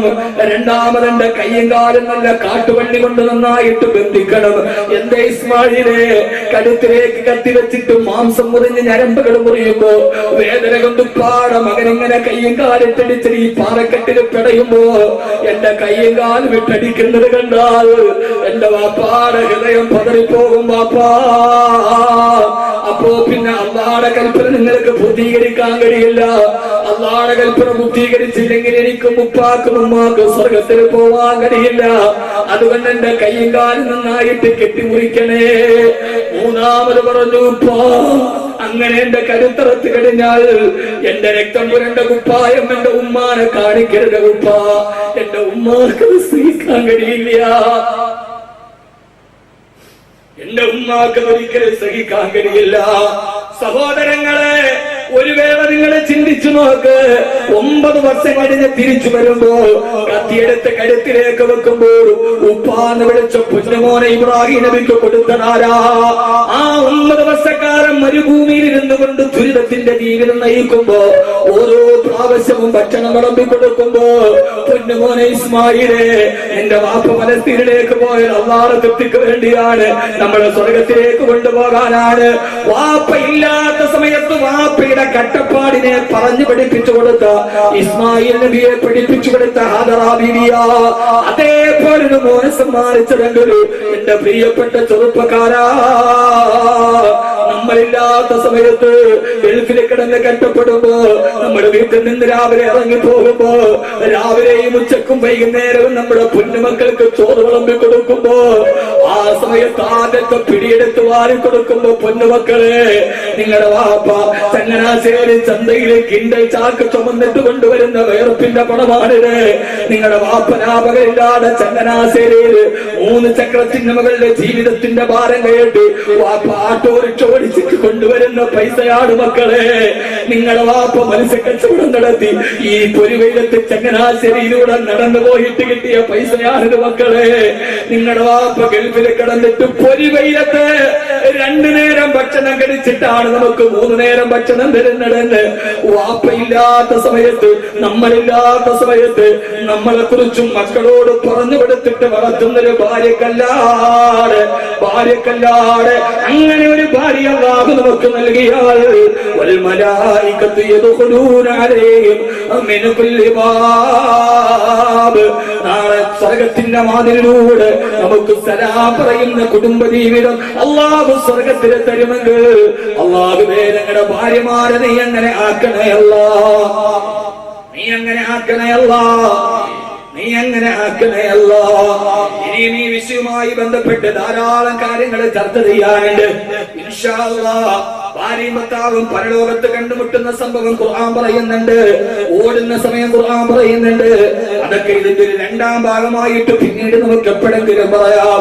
അല്ലാഹു നമ്മളെ സ്വീകരിക്കുമാറാകട്ടെ, അല്ലാഹു നമ്മളെ സ്വീകരിക്കുമാറാകട്ടെ, അല്ലാഹു നമ്മളെ സ്വീകരിക്കുമാറാകട്ടെ. എന്റെ പ്രിയപ്പെട്ട സഹോദരങ്ങളെ, അതുകൊണ്ട് ഈ സദസ്സിനെ അല്ലാഹു വിജയിപ്പിക്കുമാറാകട്ടെ. നാളെ ഭാര്യയോടത്ത് മക്കളോടത്ത് സ്വർഗത്തിൽ ഒരുമിച്ച് കൂടാൻ അല്ലാഹു തൗഫീഖ് നൽകി അനുഗ്രഹിക്കുമാറാകട്ടെ. ഇനി ആരും എഴുതേക്കരുത്, നമ്മുടെ ദുആയിലേക്ക് കടക്കുകയാണ്. അല്ലാഹുവേ നീ ഞങ്ങളെ സ്വീകരിക്കണേ അല്ലാഹ്, നീ ഞങ്ങളെ സ്വീകരിക്കണേ അല്ലാഹ്. ഇത്രയും നേരം ഇരുന്ന് സഹകരിച്ചവർ അവസാനം നടക്കുന്ന ഈ ദുആയുടെ പരിസമാപ്തിയിൽ എത്രയോ ആളുകൾ ഇവിടെ എത്തിച്ചേർന്നിട്ടുണ്ട്. അല്ലാഹുവേ നീ സ്വീകരിക്കണേ റഹ്മാനേ. ഏത് സമയത്ത് വന്ന് മരണം നമ്മളെ മാടി വിളിച്ചാലും, മരണം നമ്മളെ മാടി വിളിച്ചാലും, മരണം നമ്മളെ മാടി വിളിച്ചാലും, എന്തേടി പെണ്ണെ 2.5 മണിക്കൂർ നിന്റെ വീട്ടിലിരിക്കുന്ന ജീവിയിൽ നിന്നെ പൊട്ടിച്ചിരിപ്പിച്ച നിന്റെ കൽപ്പന എന്തേ? ഹൈദരാബാദിലെ 5 നക്ഷത്ര ഹോട്ടലിന്റെ ശീതീകരിച്ച റൂമിൽ നാളെ അഭിനയിക്കുന്ന സിനിമയുടെ തിരക്കഥയും വായിച്ചിട്ട് കിടന്നുറങ്ങിയ പെണ്ണ് രാവിലെ വിളിച്ചെടുക്കുമ്പോൾ അരുന്നേക്കാട് മരവിച്ച് കിടക്കുമ്പോ 6 അടി മണ്ണിലേക്ക് പോയ ആ പെണ്ണിന്റെ കവിളും കണ്ണുകളും ഇന്ന് പുഴുക്കളുടെ മാംസമായി മാറി, പുഴുക്കളുടെ ആഹാരമായി മാറി. ഞാൻ നിങ്ങളും കബീർ ബാക്കവീന്ന് നിങ്ങൾ പറയുന്ന, സിറാജുദ്ദീൻ കാസിമി എന്ന് നിങ്ങൾ പറയുന്ന, 25 വർഷം പ്രസിഡന്റായി എന്ന് പറയുന്ന ഏത് മേൽവിലാസവും മണ്ണിലേക്ക് പോയാൽ പ്രയോജനം ചെയ്യില്ല. എത്ര വലിയ പ്രാസംഗികൻ എന്ന് പറഞ്ഞിട്ട് കാര്യമില്ല. ഒരാള് 2 മണിക്കൂർ പ്രസംഗിച്ചാൽ 2 ലക്ഷം അക്ഷരം അവന്റെ നാവിൽ നിന്ന് വരുമെന്നാണ്. 18 വർഷമായി ഞാൻ പ്രസംഗം തുടങ്ങിയിട്ട്. എത്ര മണിക്കൂറുകൾ കൊണ്ട് ആദ്യകാലത്തൊക്കെ 7 മണിക്കൂർ പ്രസംഗിച്ചിട്ടൊക്കെയുണ്ട്. പക്ഷെ ഇപ്പൊ ആ ഭൂമിയൊക്കെ തീർന്നു. 2 തന്നെ ഇപ്പൊ ചുരുക്കമാണ് പ്രസംഗിക്കുക. അള്ളാഹു ആഫിയത്തും ആരോഗ്യവും നൽകട്ടെ. സഹോദരങ്ങളെ, ലക്ഷക്കണക്കിന് അക്ഷരം പറഞ്ഞവന്റെ നാവിൽ നിന്ന് മരിക്കുന്ന നേരത്ത് 24 അക്ഷരം മുറിയാൻ കഴിഞ്ഞില്ലെങ്കിൽ ലാ ഇലാഹ ഇല്ലല്ലാഹ് മുഹമ്മദ് റസൂലുള്ളാഹ് എന്നൊരു 24 അക്ഷരം തികച്ചു പറയാൻ കഴിഞ്ഞില്ലെങ്കിൽ വാക്കവിയും കണക്കാണ്, പ്രസിഡന്റും കണക്കാണ്, കാസിമിയും കണക്കാണ്, ഹാഫിളും കണക്കാണ്. ഒരേപോലെ കിടക്കുന്ന 6 അടി മണ്ണിലേക്ക് പോകേണ്ടവരാണ് നമ്മൾ. പൊന്നുമോളെ, നിന്റെ ഈ മാംസം പച്ചപ്പുഴുവിനെ തിന്നാനുള്ളതാണ്. നാളെ പരലോകത്തിലേക്ക് മാറി നിൽക്കുക. 6 അടി മണ്ണിലേക്ക് നമുക്ക് പ്രയോജനം ചെയ്യുക. അല്ലാഹു നമ്മളെ സ്വീകരിക്കുമാറാകട്ടെ. ഈ അടുത്ത സമയത്ത് കോഴിക്കോട് ഒരു പ്രസംഗത്തിന് സിൽവർ ജൂബിലിക്ക് പോയപ്പോ അവിടുത്തെ കുട്ടികൾ എന്റെ ഒരു അഭിമുഖം നടത്തി. സുബനീറിന് വേണ്ടി 4 പേരുടെ അഭിമുഖമാണ് പ്രഭാഷണ രംഗത്ത് നിന്ന് അവർ തെരഞ്ഞെടുത്തത്. ഒന്ന് റഹ്മത്തുള്ള കാസിമി, ഒന്ന് സിംസാർ ലഖുദവി, മറ്റൊന്ന് അബ്ദുസ്സമദ് സാഹിബ് പൂക്കോട്ടൂർ. 4ാമത് പ്രഭാഷണ കലയിൽ നിന്ന് എന്നെയാണ് സംസാരിച്ചത്. ഓരോ കാര്യം പറഞ്ഞിട്ട് അവർ ഓരോ ചോദ്യം ചോദിച്ചു. അതിനൊക്കെ മറുപടി പറഞ്ഞു. അവസാനം എന്നോട് ചോദിച്ചു, നിങ്ങളുടെ ജീവിതത്തിലെ ഏറ്റവും വലിയ അസുലഭമായ സമയം നിമിഷം ഏതാണ്? 18 വർഷത്തെ പ്രസംഗത്തിലൂടെ സ്വാധീനിച്ച ഏറ്റവും വലിയ സംഭവം ഏതാണ്? അന്ന് ഞാൻ പറഞ്ഞ ഒരു മറുപടിയുണ്ട്. പാലക്കാട് അടുത്തൊരു കുഗ്രാമത്തിലൊരു യത്തീംഖാനയുണ്ട്. 50 കുട്ടികളുണ്ട് യത്തീംഖാനയിൽ. ചോർന്നിരിക്കുന്ന ഒരു ചെറിയ കെട്ടിടം. എല്ലാ വർഷവും ഉച്ചയ്ക്ക് അവിടുത്തെ 10 കുട്ടികളെ യത്തീംഖാനയിൽ പഠിപ്പിച്ച് ആ പെൺകുട്ടികളെ അവിടെ തന്നെ യത്തീംഖാനക്കാര് കല്യാണം കഴിച്ചു വിടും. അതിന് മുഖ്യ പ്രഭാഷണം നിർവഹിക്കാൻ ഞാൻ പോകും. ഒരു 15 മിനിറ്റ്. 3 വർഷമായി ആ 15 മിനിറ്റ് പ്രസംഗിക്കും. പ്രസംഗം കഴിഞ്ഞാൽ അവിടെ ഇരിക്കുന്നവരോട് 50 യത്തീമക്കളുണ്ട്, ഓരോരുത്തരെ വെച്ച് ഏറ്റെടുക്കണം. അവർക്ക് ഉപ്പയില്ല, ഉമ്മയില്ല. അടുത്ത 1 വർഷത്തേക്ക് അവരെ ചെലവ് 20,000 രൂപയാണ് ഓരോരുത്തരും ഏറ്റെടുക്കണം. 50 പേരെ ഏറ്റെടുത്തു. കഴിഞ്ഞ 17-ാം തീയതി ആ പ്രസംഗമായിരുന്നു. 5 മിനിറ്റ് 50 കുട്ടികളെ ഏറ്റെടുത്ത് ഓരോരുത്തരും ഇറങ്ങി